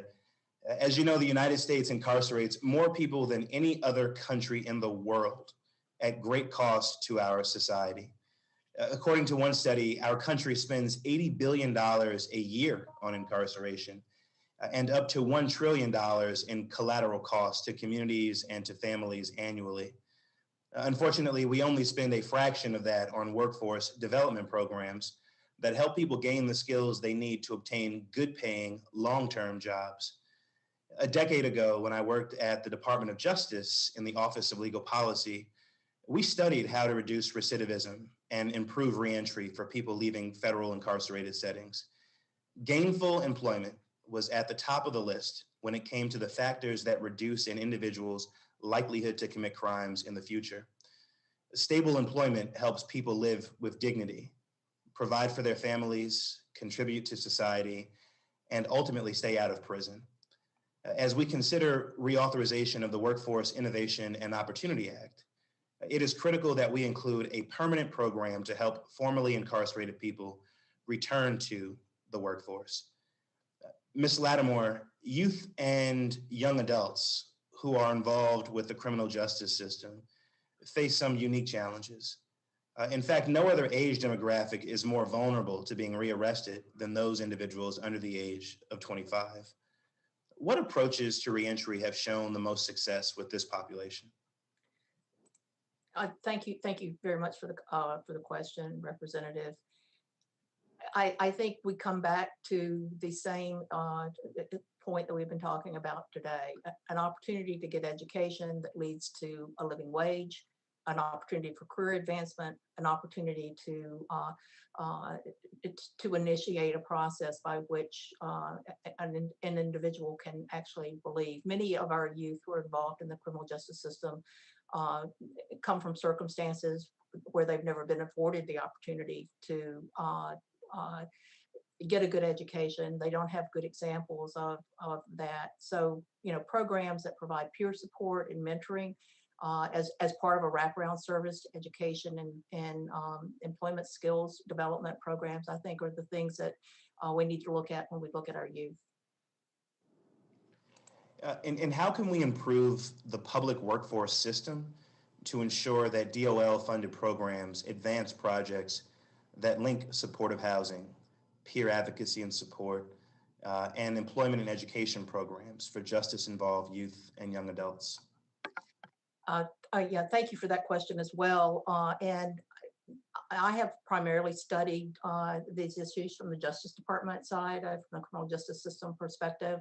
And one thing I think is important is in exactly what you touched on, is that there needs to be coordination among federal agencies who have programs that are impactful for justice-involved individuals. And that's not just education and labor, it's also SAMHSA and HHS, NIDA, housing and urban development. All of these federal agencies provide services and programs. And I think it's really important that across the federal, it would be very nice if across the federal government, there could be collaboration and cooperation among the agencies so that you make sure that the programs are actually functioning collectively to address issues that individuals have.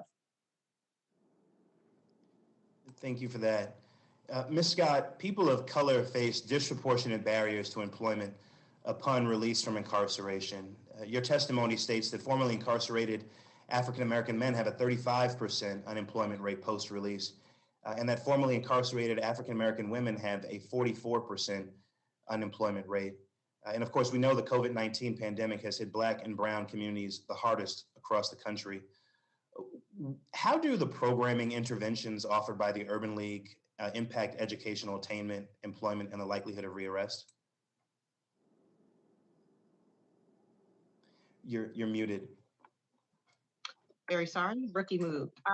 So yes, we do know that education outcomes has a direct correlation on success re-entering society and as a recidivism against rearrest. What our Urban League programs do, every Urban League is a multi-service organization.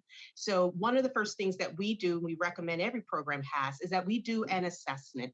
We assess education outcomes and skill sets. We assess what talents someone arrives with, and then we connect them with that program. And so for an individual who does not, particularly youth, there are many youth who do not have a high school diploma. We know that I believe is 80% have dropped out who end up in our system from high school. We know that 58% do not engage in any education opportunity while they are incarcerated. So youth programs should have a dual focus, both education and or employment. If it's education is to obtain that certification, it may then lead to an apprenticeship opportunity or enrollment in a 2-year higher education institution. If it is strictly an employment track, obviously having a high school diploma at minimum is an opportunity to qualify for an entry-level employment opportunity and also an apprenticeship. Thank you, Madam Chair, and thank you to the witnesses. I yield back. Now we'll hear from Representative Miller Meeks. Thank you, Madam. Thank you. Thank you, Madam Chair. And I think it's interesting at a time when we're having difficulties with individuals in the workforce, and every employer I talk to is having challenges that are approximately 600,000 offenders are released from prison every year. And recently released prisoners have a 32% unemployment rate. So I think that this hearing and your testimony of the witnesses is extremely timely. One of the things that I've heard from employers in the past as well is that there's challenges with the legal community in hiring previously incarcerated individuals.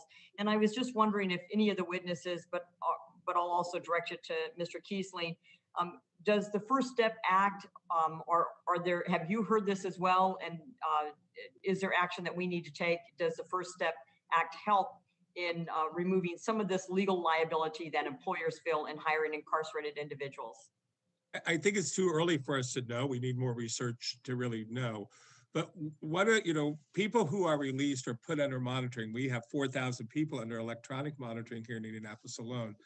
And our big, we're the Silicon Valley of logistics here. And the distributions are very willing to hire, yet the electronic monitoring is a cell signal. It's very difficult to get through the warehouses.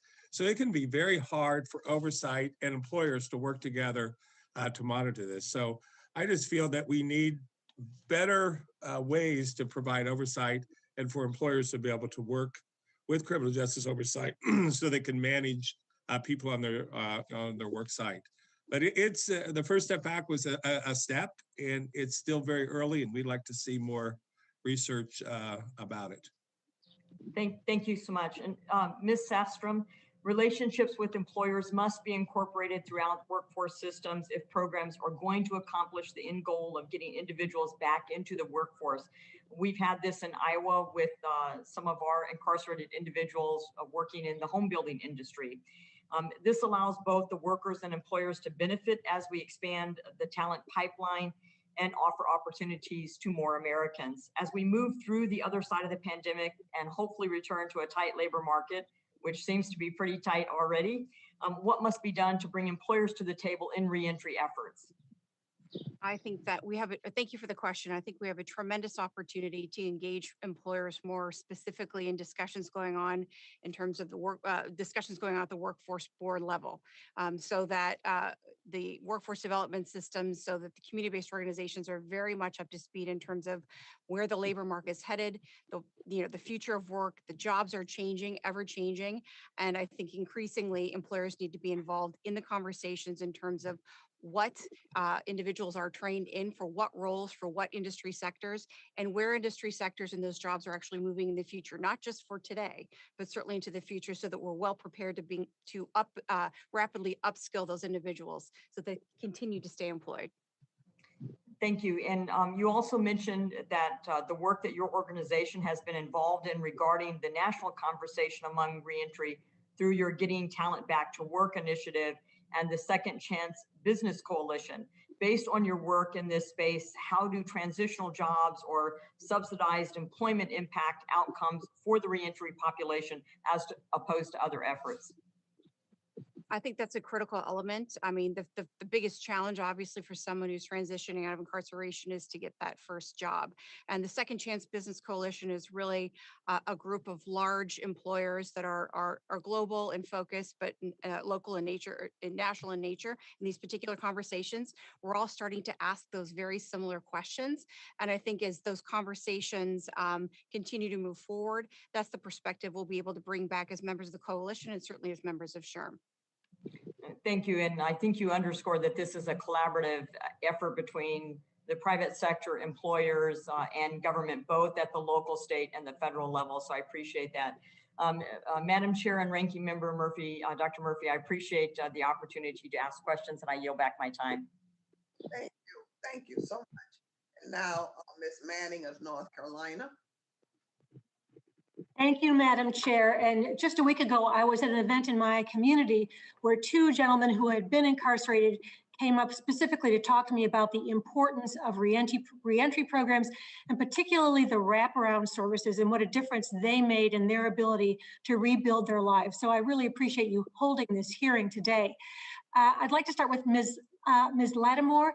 You mentioned in your testimony that an emerging trend within criminology is to focus on identity change as a critical element in justice-involved individuals' successful transition back to their communities to attain a more positive and productive future.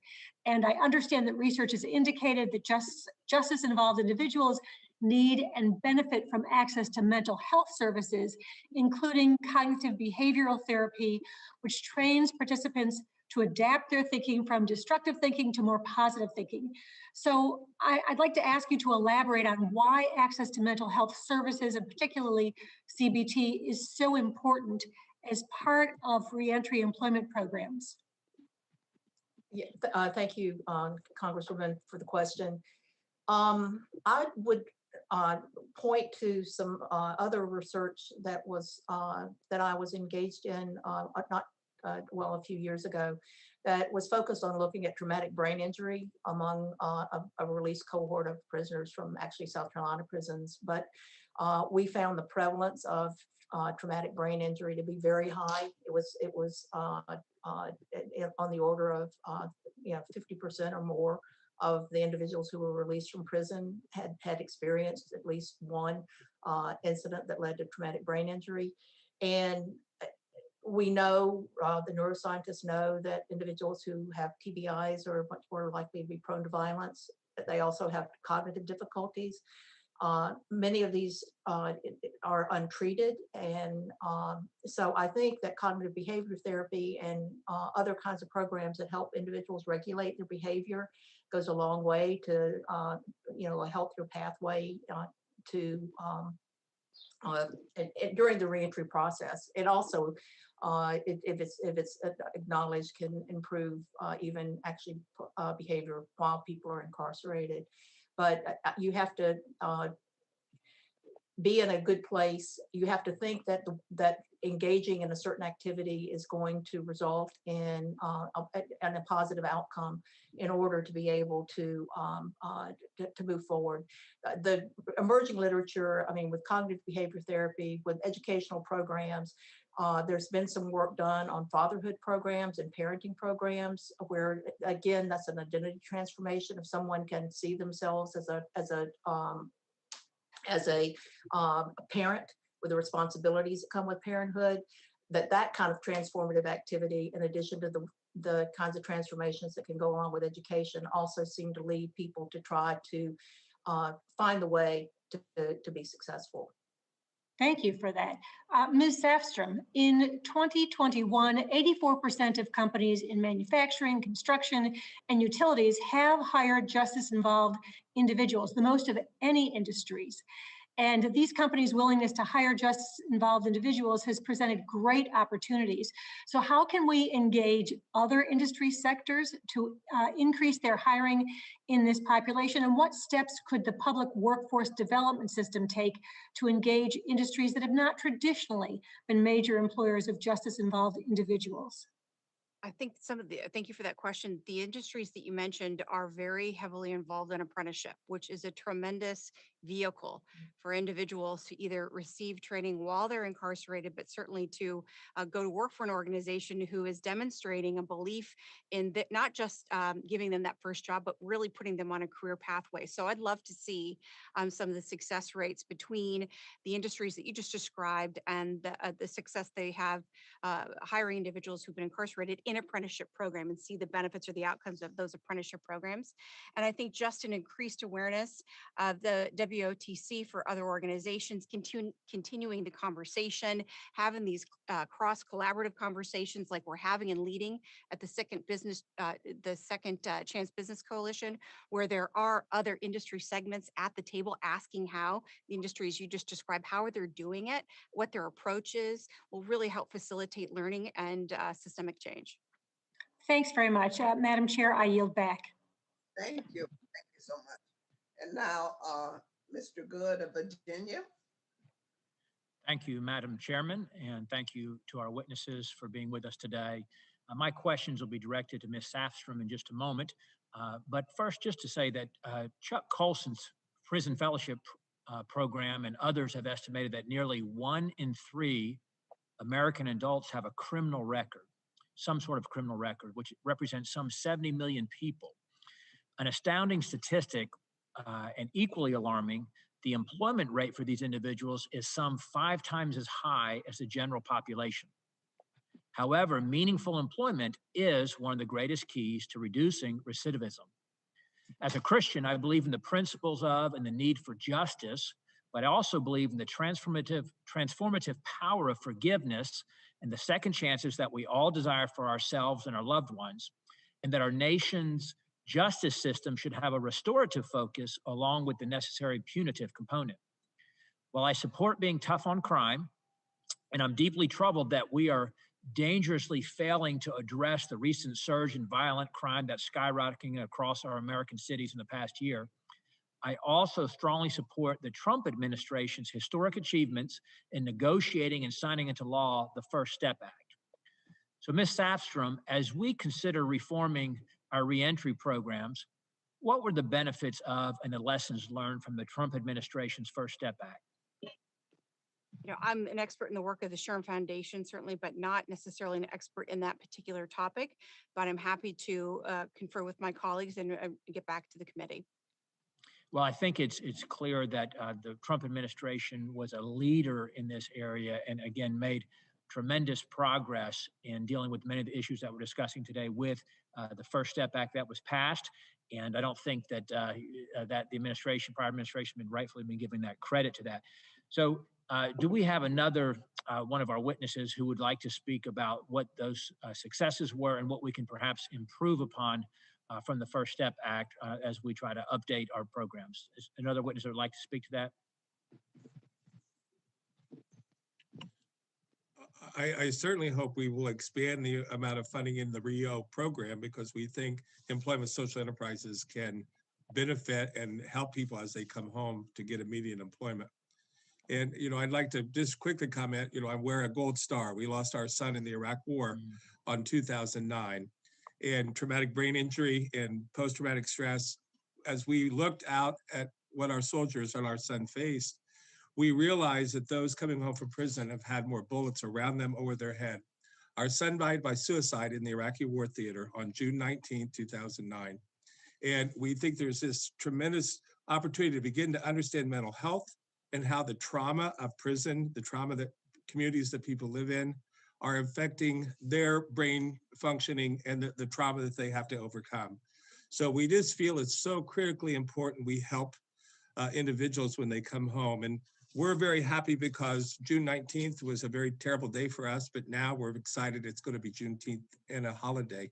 That just like our clients have to take something awful they've done and transition into something good, that's what we're going to do as a family. We're going to take this tragic death of our son on June 19th in 2009 and turn it into a celebration of moving forward.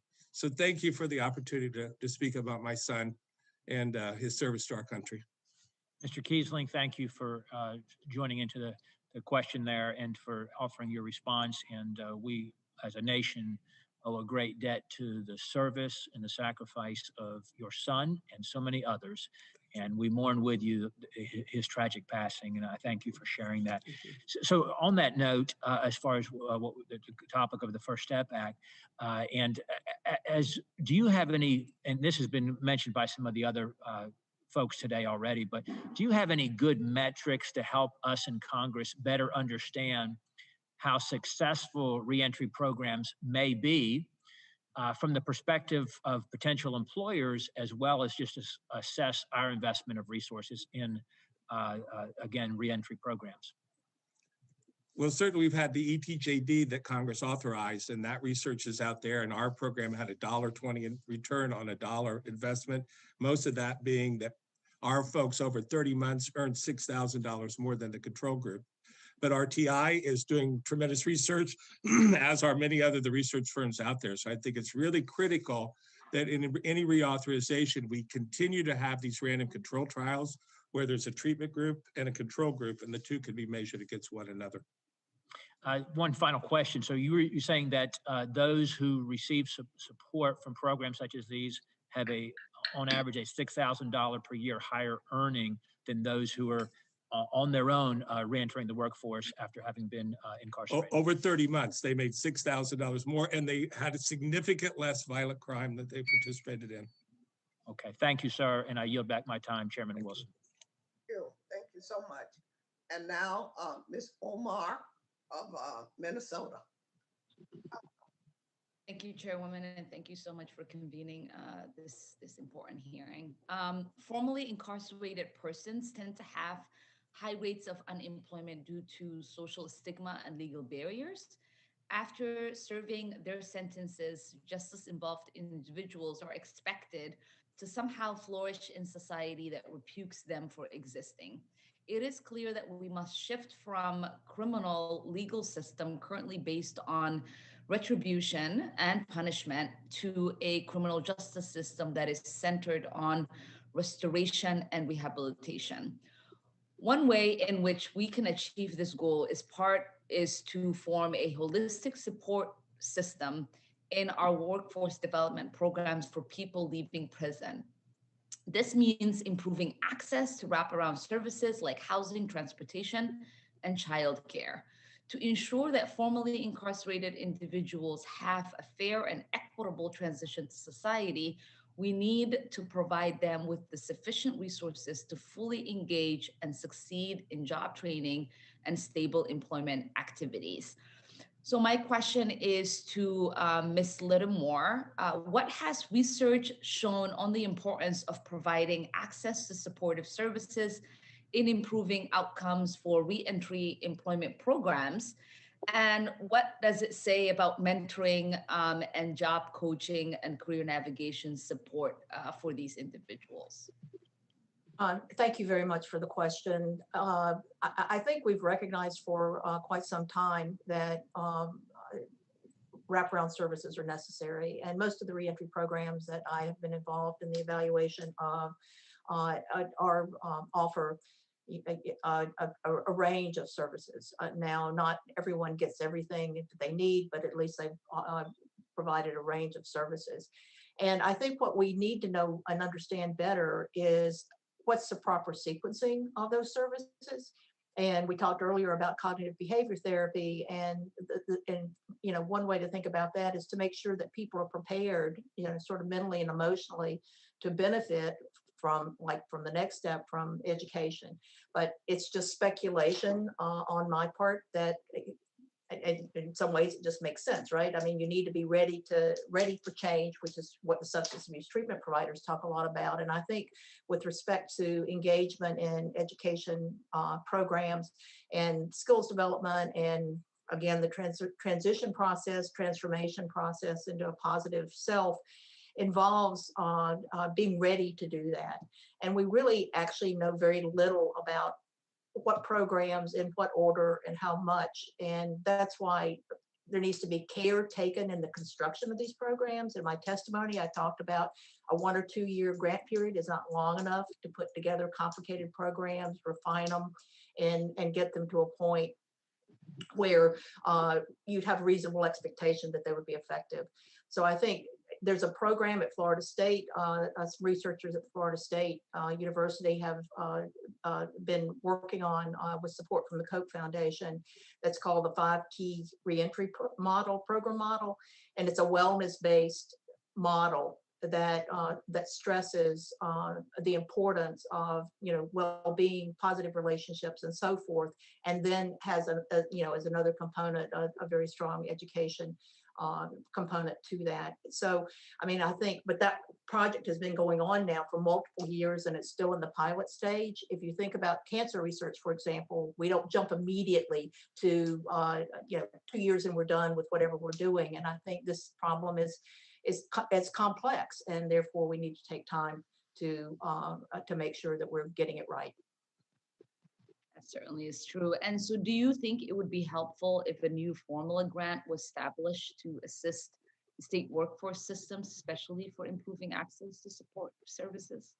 I definitely think so. I think that, and I think, collaboration across the various federal agencies to assure that that happens, rather than, SAMHSA in their silo and Ed in their silo and so forth, but to really have a very focused and well-coordinated interagency coordination around these issues, I think would go a long way to expediting the identification of really successful models.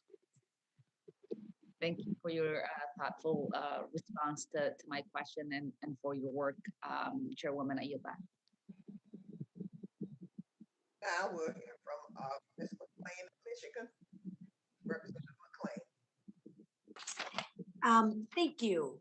Dr. Lattimore, similar to how some individuals are able to obtain their GED and some forms of education while they're incarcerated, how do skilled trade programs find job prospects in those re-entering society, and are they able to reach them in advance to their re-entry? Yes, thank you for the question, and I will let some of my colleagues on the panel address the how employers go about actually connecting. But I will stress that my research has shown, or the research that we've done has shown, that individuals are really anxious to engage in programming while they're incarcerated, and then when they get out, it's such a struggle to basically live that they get disconnected. And one problem with prison-based programs, of course, is the prison may be several hundred miles away from their home community, and so making those connections with where someone's going to live and where they're currently incarcerated can be very difficult. So I think programs that was mentioned earlier, a program where people are moved closer to home before release, Florida has done that also, for example, is important. And then that in reach to try to make that linkage, if it's not with employers, which I think probably would be the best, but with at least the employment services agencies, right, that are trying to support these individuals is just critical. I have despaired in my, at the results of my research to see how little programming and services individuals actually get once they're released. It's very, well, for me personally, it's just been kind of disheartening. It's like, you're talking about a program that's focused on reentry, and then it's just so difficult because of individuals struggling with living to keep them engaged in services post-release. So if I hear you correctly, it's not that they're not getting the training while incarcerated. There are programs and they are getting trained. It's when they get out, there's a lack of willingness to employ them. So the programs are there, skilled trades programs during the incarceration. There are some, and it's highly variable. And I think the other issue, and again, I'm sure that Tracy or Wendy or Greg could respond to this from their own experience with their organizations. But the issue is matching the training to the available job opportunities in the community that individuals are going to return to. And so many of our the quality of in-prison programs is highly variable, and I think people can come away with some basic skills. I like to think about it from the standpoint that individuals can start their training while they're incarcerated, start their education processes while they're incarcerated, with an expectation, as is true for all of us, that lifetime learning is really something we all need to do now. And so to facilitate that is really important. I want to make one other point related to some of the things that we've talked about the difficulties faced by individuals when they're being released, by mentioning something I'm acutely aware of, which is that many of these individuals, in addition to facing challenges with respect to housing and transportation and so forth, come out of prisons or go on probation with owing considerable court fees, fines, and the fees and fines that they're charged. In some places you have to pay $60 a month as someone who's on probation. And $60 doesn't sound like a whole lot to us, but for someone who's struggling to find employment, to find housing and so forth, it's just yet one more barrier that individuals face. So if I hear you correctly, what you're saying is even with a skilled trade, that's not addressing the issue. We need to address the other issues before we address the skilled trades issues. Well, I mean, I think that we need to address, we need to make sure, and just because there's some education provided in prison does not necessarily mean that that education is actually preparing someone to enter a skilled trade. And there certainly needs to be much more connection on that point, that we need to make sure that the skills that are being taught are actually skills that are marketable in the community. And we've talked about stacked credentials, and we talked about, career advancement. So I think that you need to set people need to be set on that path. But in addition to that, the discussions about wraparound services and making sure that the services are properly sequenced so that people are ready for treatment. I think, we need to learn a lot more about that. And rather than it being piecemeal. And again, just to come back to the point that that takes time. It takes more than a 2-year grant program to figure It out. takes time and it takes money, right? And it takes money. Yeah, that's right. That's right too. And Okay, ABC, thank you. Any job, better job career. Yeah, if I could just add one very quick point. The top 3 apprenticeship programs in prison are in maid housekeeping and in cooks and institution and animal trainers. Not all of those jobs are amenable to all markets, but if you look at apprenticeships post-release, you look at the top placements for apprenticeships are on electricians, construction, and plumbers. So while there are programs that are pre-release, they're not connecting to what the market Right, demands. there isn't a match. There isn't a match there. Okay, thank you. We have to adhere to the time. We have so many members who have not spoken, and these same questions are going to be asked. So please adhere. Let's respect each other's time. Mr. Bowman, our Vice Chair of the entire committee of New York. Thank you, Madam Chairwoman, and thank you to our witnesses for being here today. Ms. Scott, thank you for your testimony before the committee and the work you do to support justice-involved individuals. I represent New York's 16th District, which includes parts of Westchester County and the Bronx, where I was a principal. So I'd like to start off with a question about the people you serve before they come to you and before they were incarcerated. Having worked directly with students for the greater part of my career, I know that students need counselors, not cops. When there's an increase in law enforcement present, there is also an increase in interactions with law enforcement. And those interactions, unfortunately, are disproportionately negative, harmful, and potentially deadly for Black and Brown students. If you had to estimate how many individuals in the National Urban League's Reentry Jobs Program first got involved in the justice system while they were a student in school, how would you estimate that? Thank you for this question, Representative Bowman. That number I am not prepared research to do. What I will add are that those urban communities that are under-resourced do have an outsized ratio between guidance counselors and students. It's double that what it should be, and it's even worse in urban communities. So youth who are engaged and are looking for an opportunity do not have an assigned professional to help lead them into an opportunity. The second bit, and I'm very grateful that you bring up the Bronx and some of the more struggling communities that are in New York City, is that we don't talk about gang involvement, labor trafficking, and sex trafficking, and that these contribute to high school dropout rates and usually precipitate the first engagement that young people have with law enforcement. And that shapes how they see their community, how they engage, and their value that they do have in their community. What the National Urban League and its affiliates do, and that's where we engage with having out-of-school time programs that are available. We support summer youth employment activities that contribute to not only job skill development, but also needed income in poverty-stricken communities so that it helps individuals and families. Thank you. I also wanted to ask, the school to prison pipeline disproportionately impacts Black and Brown students, and it is particularly damaging for students of color with special needs.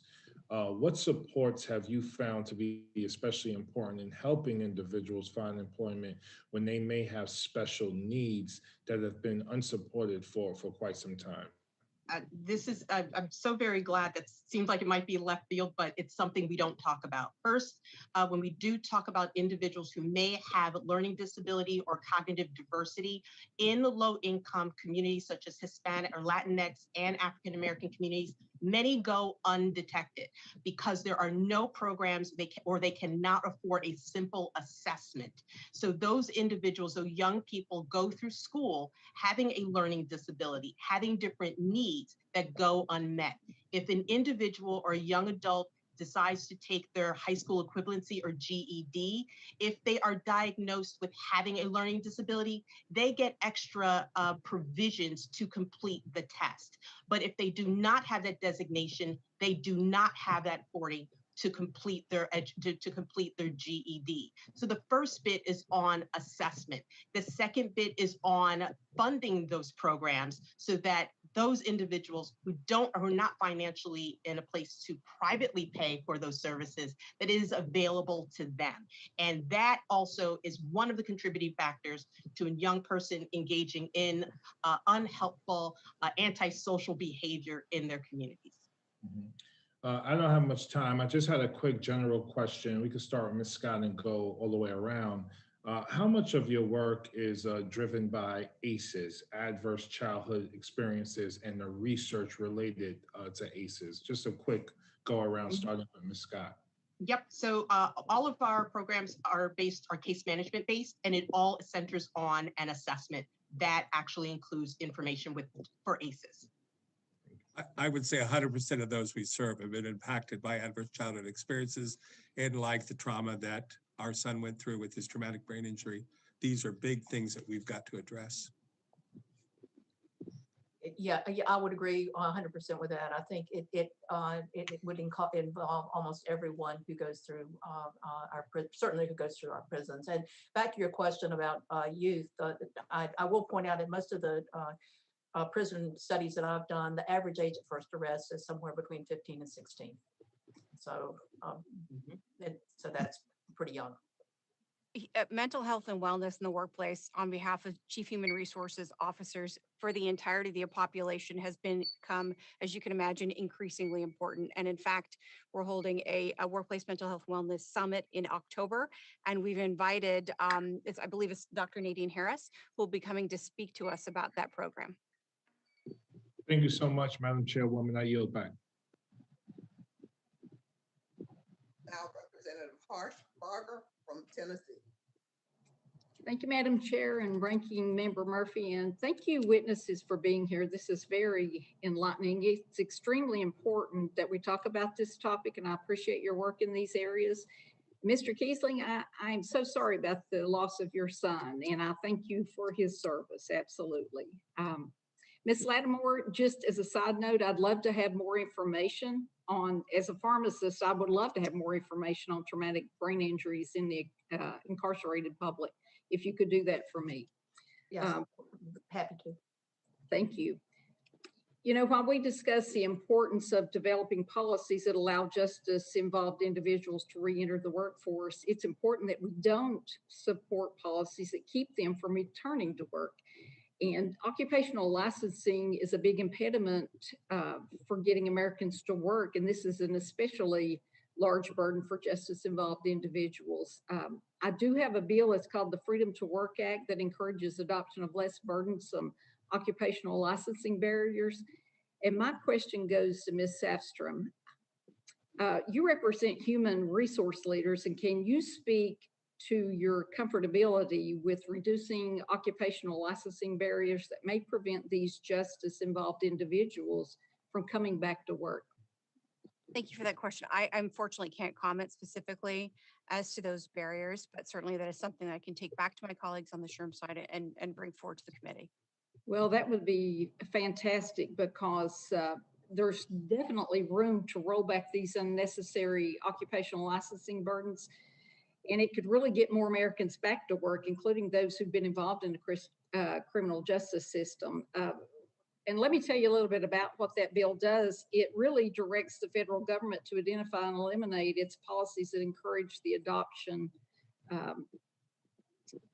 of really unnecessary occupational licensing barriers at the state level. And it requires those states to list their plan to reduce those occupational licensing barriers to their WIA with state plans. So we should not pass reauthorization legislation without including occupational licensing reform, period. I do not believe this should be a partisan issue. Both the Trump administration and the Obama administration recognized that these occupational licensing, it was a barrier to employment. And I encourage everyone, my Democratic colleagues, to join me on this important initiative. And what I would like to do is reference a 2019 report by the Arkansas Center for Research and Economics.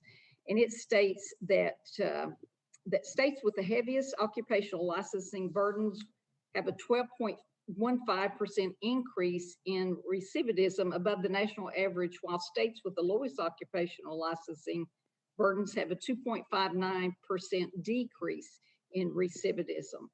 And if it's okay, without objection, I ask that this report be entered into the hearing record, Madam Chair. So ordered. Okay. And really what I want to do is just thank the witnesses for joining this important discussion, and I yield back the balance of my time. Thank you so much. Thank you. Mhm. Now, Mr. Bacon of Wisconsin. Mr. Thank you very much, Madam Chair, and thanks for making this issue become such a great bipartisan issue with support. Appreciate your leadership on that. I served in the Wisconsin legislature prior to coming to Congress. I was the ranking Dem on the Corrections Committee, and actually at the time the chairman was Scott Walker before he became governor. So worked on these issues for a long time. One of the things we did a little after that period when we had Jim Doyle became governor was, for the first time ever, we had the Secretaries of Corrections, Human Services, and Workforce Development sitting down together. And so prior to that, as you mentioned, some people just get a bus pass and whatever money they had, and they have to figure out everything else. We kind of made sure that people had, if you had mental health issues, you had your medications, that we made sure people had an ID, because something as simple as getting that ID for opening the bank account and everything else really mattered. So I guess I'm trying to get an idea, how wide of a variety of different experiences do people have state to state on that very first step of transitioning out, what they're actually getting from the respective states that they may have been housed in? And I know Ms. Scott and Ms. Lattimore, you both talked about this a little bit. So if you both wouldn't mind addressing it. Thank you for that question, Representative Pocan. It's a very large question, and so one I'm not prepared to give, but it's something that we can. We have 91 affiliates, and so we have quite a robust response that we can provide to you. Great, thank you. And I will say, I've probably conducted research related to prisoner reentry in at least 25 states over the course of my career. And I can say, I mean, I agree with Ms. Scott, it's a very complicated question, but there's huge variability. I mean, even something so simple as some states have halfway houses and other states don't. Right. Mm-hmm. Some states have work release and other states don't, so even on these big major components of what a lot of people would think are normal, you see huge variation. And, I commend Wisconsin for beginning to tackle this problem. I think that's really important, because a bus ticket really doesn't carry people very far. And so I think that's really good. I mean, we can get more details on the variability across states, but I will just tell you that it's huge. And Congressman, here in Indiana, we actually had a meeting with our state legislature, and we used Wisconsin as a model that we hope we could do more of. So thank you. Well, and I guess, to the three of you who answered the question, I mean, should we have some minimal standards, right? Because prior to that, we didn't, right? We had that bus ticket and that was it. And clearly that puts people at such a disadvantage to that very first step out, to be able to do things. As we're looking at this, is there anything that, you might recommend in this area? Yeah, yes, I would. One is access, a universal access, meaning statewide access for non-for-profits to have access to inmates pre-release. That is just key. to be able to share what resources are available in the community and create a plan, a post-release plan. I will just add that, a requirement should probably come with some indication of funding streams, right? Because, about most of the cost of the corrections is borne by state and local governments, not the federal government. And in fact, I think about somewhere above 90% of the correction cost in this country, or that 80, actually the last number that I'd seen was on the order of almost $90 billion a year in corrections. Almost all of that is borne by state and local governments. And so I think figuring out how to finance something that really is urgent. And I do believe that you would see cost savings when that's done. I suspect Wisconsin has in terms of returns to prison, but there are the upfront costs for that. Yeah, I'm sorry, go ahead, Greg. Well, I will add just the employment social enterprise movement is growing. We're not even the only one here in Indiana, and as we're beginning to grow. So having that funding that allows us to capture this person immediately upon release from prison, and we can see them prior to release and build these pathways. And then they move into the alternative staffing where employers can really begin to see these folks and get a chance to hire them. Great. Thank you, Madam Chairman. I'll yield back. Ms. Sparks of Indiana. Thank you, Madam Chair.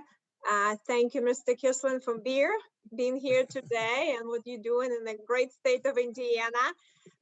I know we have a lot of discussions, wraparound services, and talking about all these different initiatives that needs to be done in more wholesome and comprehensive basis, not ad hoc and fragmented, but government is generally fragmented.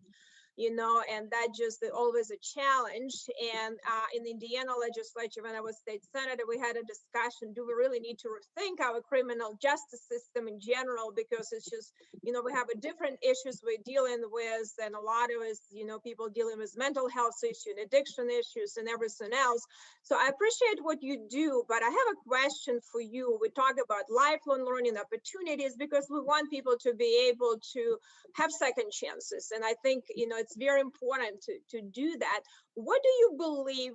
Are there mechanisms that you believe exist for people to do this lifelong learning, or what are the obstacles you see mostly why people go back in criminal justice system and don't stay, as a successful member of society? Well, I think the most important thing that people do is to have a job.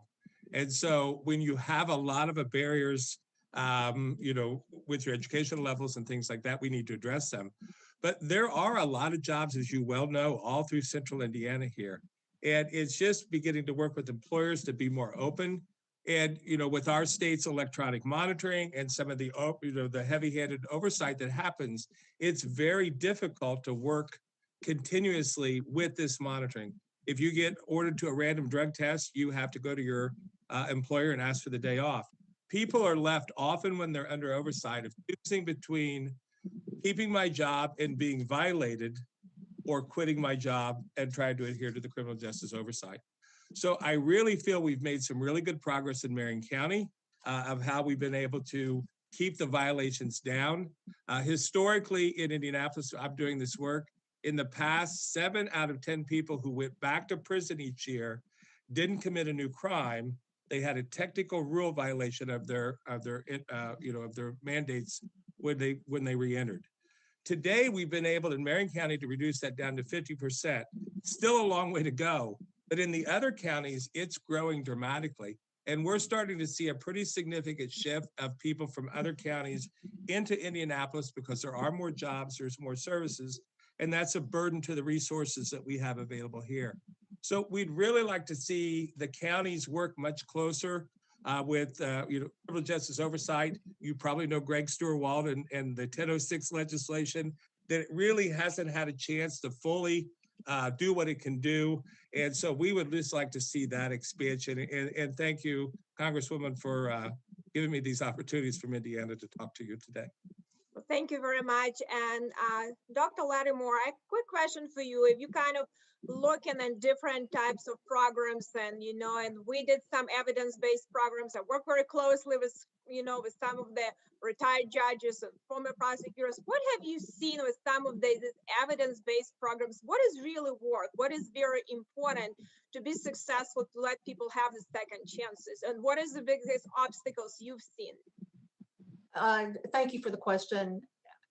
I think we've touched on much of it today, and I repeat what Mr. Kiesling said, that people need jobs, they need work, and they need the programming that will help them be able to get the credentials, to be able to have an opportunity for a career.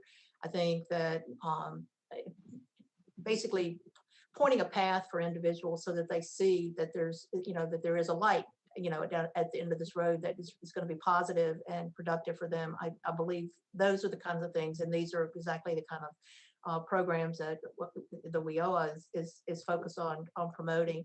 And so, I mean, I think that that is one piece of it. I also appreciated Mr. Kiesling's discussion about technical violations. I have another project that's looking at community supervision and changes and reform to community supervision across the United States, what states are doing to try to improve that. Technical violations are a source of that, and the length of time that people are on supervision, those two things combined to generate a large number of individuals going back to prison. So I think we need to be thankful or thoughtful about the conditions that are actually imposed and make sure that they don't do more harm than good. Thank you. I actually looking at supervised release at the federal level. So thank you very much. Yeah, I yield back. Thank you. Thank you so much. And now we'll hear from our distinguished Chairman Scott, Virginia. Thank you, Madam Chair. And I want to thank all of our witnesses for their testimony. And first wanted to add to the list that the gentleman from Wisconsin mentioned about the unnecessary bureaucratic barriers. One is trying to reinstate your Medicaid coverage that you gets cut off. When you get out, you have to sign up. There's a waiting period. And if you've got a chronic disease or something like that, it's just an unnecessary barrier. If you can keep your Medicaid active, you don't need it while you're in prison, so you're not filing any medical charges. But that's just another barrier. There's legislation that I've introduced to try to fix that. To Ms. Scott, if the Urban League works as a vendor for apprenticeships and reentry, can you talk a little bit about the intersection between reentry and apprenticeships on pre-release programs, and also whether or not there would be a problem if there is additional funding for the Urban League to scale up to be able to serve more people? Thank you so very much, Representative Scott, for that question. Great last name, by the way. When we do talk about apprenticeship and reentry, I mentioned it a little bit earlier, that we do see racial participation in apprenticeships differ for those who are currently incarcerated into apprenticeship program. For those that do participate, I believe the exit rate for apprenticeship among African Americans, I believe, is $17 an hour compared to their white counterparts, and that's $26 an hour. And a considerable reason for that is because of reentry of those who are currently incarcerated enroll in an apprenticeship program at an entering rate, a salary wage rate at 47%, $47. And then when they exit, it's at $1.47. Individuals who are in pre-apprenticeships, in apprenticeships that are not incarcerated make considerably more, $36 an hour. So that's the first thing we need to talk about is the racial wage gap in apprenticeships. The other bit, what is helpful when working with national intermediaries, are that apprenticeships are not just in one space, they are national. And there are many trade unions, trade associations and unions that are national, and working with having partnerships with the National Urban League allows us to connect individuals, to introduce them into an apprenticeship opportunity. The National Urban League runs its own pre-apprenticeship program that actually prepares individuals to qualify for apprenticeship, and that's a barrier itself. So it mentioned driver's license, that can be a problem. Obtaining a high school diploma, that can also be a challenge too. And so working with national intermediaries, we're able to do that, be able to scale up. It's very easy for us to pop up in any one of our 36 states where the National Urban League is, and ensure that there's a stronger connection to apprenticeships and stronger readiness for it. Thank you. Mr. Kisling, a question came up earlier about legal liability. Is a bonding authority available to businesses that want to protect themselves? There is the federal bond, but it's very limited. One of the things that we've done here in Indiana, we have passed negligent hire legislation. However, the insurance companies are not based in Indiana, and so insurance companies really drive the liability, and it just wrong. That sounds like something we need to fix. Oh, thank you. You definitely need to fix that. Let me ask you another question. We've talked a lot about prison programs. Are there any programs for jails? We're operating one now out of the Marion County Jail. Okay, and Ms. Lattimore, you mentioned the Florida State program and the Koch brothers. Can you say a word about the need for training in soft skills as well as the technical training, and whether or not there's a place for funding for the soft skills training? There definitely is, and we've talked today about wraparound services, which of course would include soft skills training. If you've never interviewed for a job, you don't know how to interview for a job often, and so it's really important that that people are exposed to that, and that can be done through a program. It can also be done through mentorship programs that provide support for individuals. The program that's being run out of Florida State is an example of a program that is taking several years to develop to try to make sure that it's getting the sequencing of supports correct. And so I think that, there are examples out there, and there are jail-based programs all over the country, just to go back to your previous question. Thank you, Madam Chair. I yield back. Now for our distinguished ranking member, Ms. Scott. Ms. Fox. Thank you very much, Madam Chairman. And I thank all our witnesses for being here and giving us a lot of useful information today. Ms. Safstrom, while it's not a provision of WIOA, I appreciated that you mentioned the value of the work opportunity tax credit in your testimony. If we want to effectively use taxpayer funds, we must ensure that we're taking into account existing programs and benefits. This includes not just this tax credit, but also other programs intended to support re-entering citizens like Second Chance Pell or those programs operated under the Second Chance Act. Is there a particular area we can focus on as we work to reauthorize WIOA that would allow that law to build upon the successes of re-entry efforts rather than duplicating what is already being done? I think it's going to take a really intentional look at how responsibility is divided amongst the different programs that are existing. WIOA, RIO, the Second Chance Act, Second Chance, the Pell Act. It's really taking coordinated effort and understanding what areas of responsibilities, again, fall under those particular types of grants or employment funding opportunities.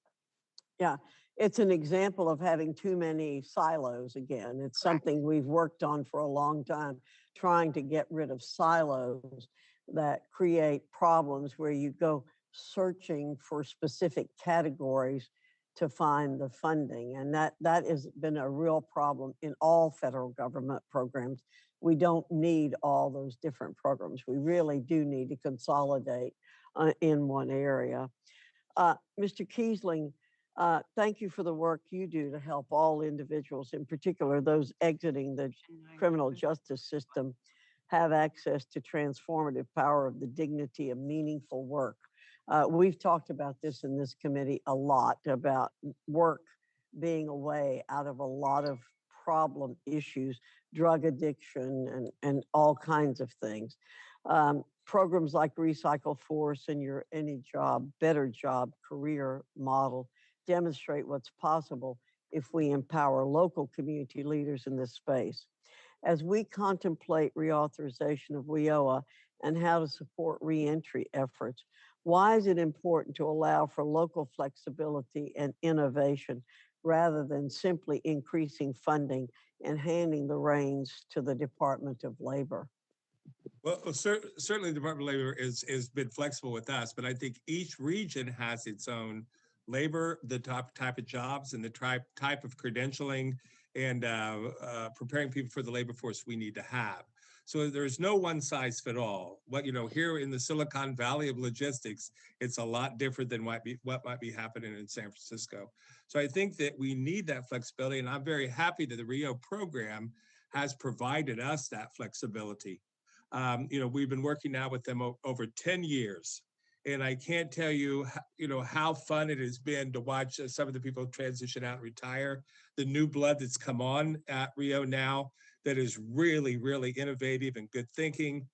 We work out of the Chicago regional offices, and our FPOs up there have been just phenomenal over all of our grants. So there's a lot of flexibility, but you're correct that sometimes a rule that might sound good in one part of the country often could be, difficult for us in another part of the country.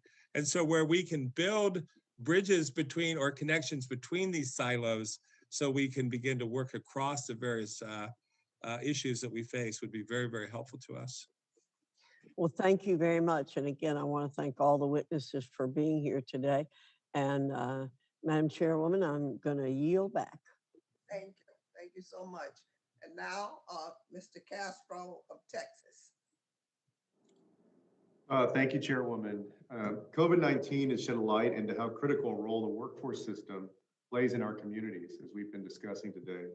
And this is especially true for justice-involved individuals who face great challenges in reentering the workforce system. In my own district of San Antonio, our workforce system works with a number of community partners to fund free Finnish recidivism through education, employment, and divinity, Texas.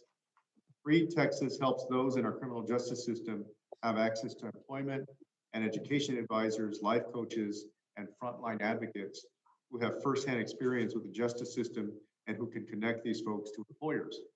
So it's a rigorous program, but it sets them up for success. So I have a few questions. Ms. Sapstrom, as my community has shown, local workforce development boards play a large role in connecting justice-involved individuals to job opportunities. How have employers who are interested in hiring these folks worked with the workforce development boards to recruit justice-involved individuals and support their education? And what recommendations do you have for how the public workforce development system could be a more effective partner in promoting employment for these folks?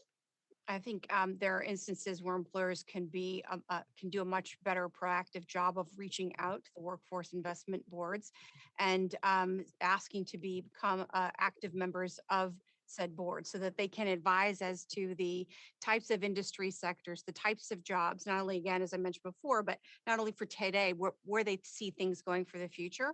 And I think that in some instances, employers have been very involved, in other instances, not as much as they could or would like to. And I think that's part of the education process that we have on our plate in terms of connecting with our membership.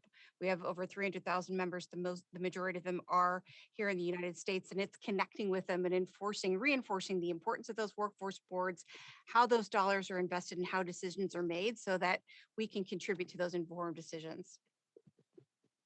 Thank you. That was my only question. I yield back. Thank you. Thank you very much. And now, Ms. Bonamici. Thank you so much, Madam Chair. Thank you, Chair Wilson and Ranking Member Murphy, and thank you to the witnesses for your testimony. We know workforce programs and registered apprenticeships are often life-changing opportunities. And in Northwest Oregon, and the district I'm honored to represent, one of our regional pre-apprenticeship programs is called Constructing Hope.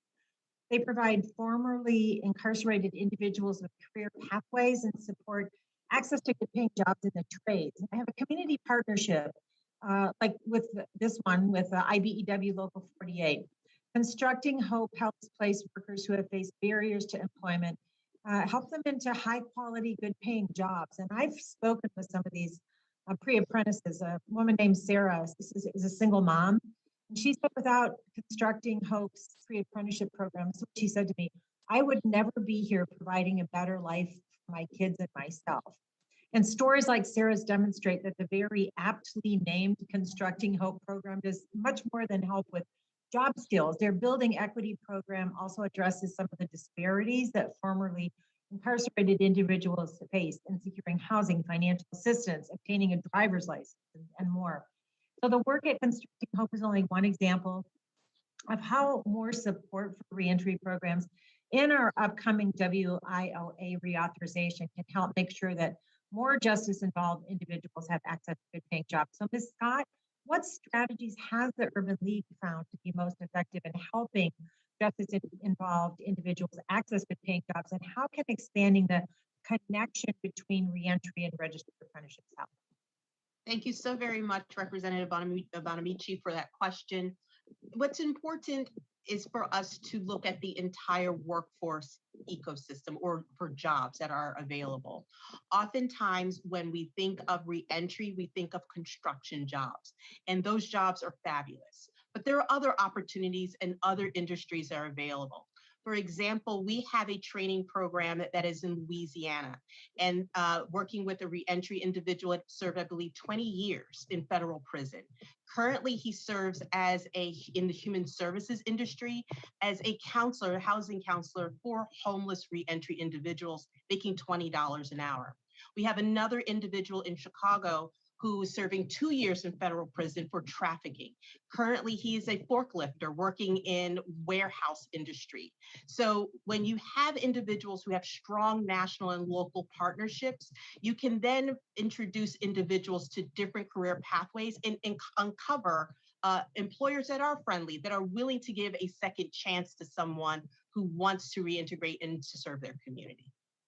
Terrific. That's really helpful. And Mr. Kiesling, I appreciated that your testimony highlights the importance of wraparound services like mentorship, housing, mental health counseling, childcare. How does Recycle Force connect these support services to your employment and training program? And how have these services helped justice-involved individuals access and thrive in stable and long-term employment opportunities? As an employment social enterprise, we can embed them. It's just part of our services that we provide. So they're on site. We have mental health counselors on site. We have the credentialing work on site. And so we're able to get to it. We can always use more money. We're constantly looking for more partnerships and how we develop. I talked earlier about the fake drugs that are just sweeping. We know how to provide treatment for heroin and cocaine, but we don't know how to provide treatment for these fake drugs that are being knocked off. And then I really want to just you talked about your concept up there with the union. We've been able to really, in our public works here, dramatically open opportunities. And we see it as a tremendous opportunity as infrastructure. We hope you will pass that and bring there, as we can engage the people that we're serving in the rebuilding of our country. And we've got a model here in Indianapolis. The ASME union and the leadership here has just done a phenomenal job. They've hired 41 to date into the union. We learned this past week, there's 40 more positions that the folks in the B portion of our model that are now working for the public works in alternative staffing will have a chance to interview for. So we know we're going to go up. We hope we get all 40. We'll see how good our guys and girls do. But we are very excited about these opportunities. And we think this model, as we work with Secretary Buttigieg, another fellow Hoosier, Sure. Right. as we begin to talk about infrastructure of how we can work with the unions in the Department of Transportation with this model. Any job, with the social enterprise, the better job with the staffing arm, and then the career when the union hires them. Thank you so much. Yeah, those support services really matter. And yes, we're very excited about the potential that with the infrastructure package that is moving out of the committee and hopefully to the floor and get that over the finish line. There's be a lot of jobs and we want to make sure that people have the skills to do them. So thanks for doing your part. I yield back. Thank you, Madam Chair. Thank you, Ms. Bonamici. I remind my colleagues that pursuant to committee practice, materials for submission for the hearing record must be submitted to the committee clerk within 14 days following the last day of the hearing. So by close of business on June 29, 2021, preferably in Microsoft Word format. The material submitted must address the subject matter of the hearing. Only a member of the subcommittee or an invited witness may submit materials for inclusion in the hearing record. Documents are limited to 50 pages each. Documents longer than 50 pages will be incorporated into the record by way of an internet link that you must provide to the committee clerk within the qualified time frame. But please recognize that in the future, the link may no longer work. Pursuant to House rules and regulations, items for the record should be submitted to the clerk electronically by emailing submission to edandlabor.hearings@mail.house.gov. Again, I want to thank our amazing witnesses for their participation and their riveting information that they shared today. Members of the subcommittee may have additional questions for you, and we ask the witnesses to please respond to those questions in writing. The hearing record may be held open for 14 days in order to receive those responses. I remind my colleagues that pursuant to committee practice, witnesses' questions for the hearing record must be submitted to the majority committee staff or committee clerk within 7 days. The questions submitted must address the subject matter of the hearing. I now recognize the distinguished ranking member, Dr. Murphy, for a closing statement. Thank you, Madam Chairman, and I share your comments about this was an excellent meeting by our committee members and our witnesses. I think it just shows that we have very fertile ground on which to work to help improve the issue at hand. So I want to tell you, this is something I think that's an important issue, and as I spoke to earlier, I think prevention is worth a pound of cure with this. That said, I think there's some very, very good points that people brought out on how we're going to hopefully take care of those who are in prison and give them a chance for a life outside of prison and one where they're a productive member of society.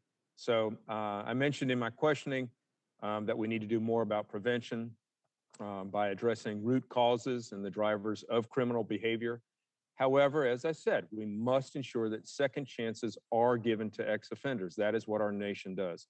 I'm encouraged by the bipartisan attitude of the committee. I'm encouraged by the bipartisan spirit and passage of the First Step Act shortly before I entered Congress. I'm hopeful that we will be able to continue on that progress and on that path towards reauthorization of WIOA. These past reentry programs have demonstrated somewhat mixed results. We have a chance to learn from their work to improve implementation, innovation, and opportunity. Those re-entering society and returning to the workforce deserve programs that are held accountable with high performance and positive outcomes. Funding alone cannot solve this problem. WIOA must build upon what works, avoid duplicating existing work, and enable new innovation and experimentation. Successful reentry has the opportunity to expand the talent pool for employers so that businesses can be competitive in the 21st century economy. And I'm hopeful that today's conversation will move us closer and closer to that goal. Thank you again, witnesses, and thank you again, committee members, and thank you, Madam Chairman. I will yield back. Thank you, Dr. Murphy.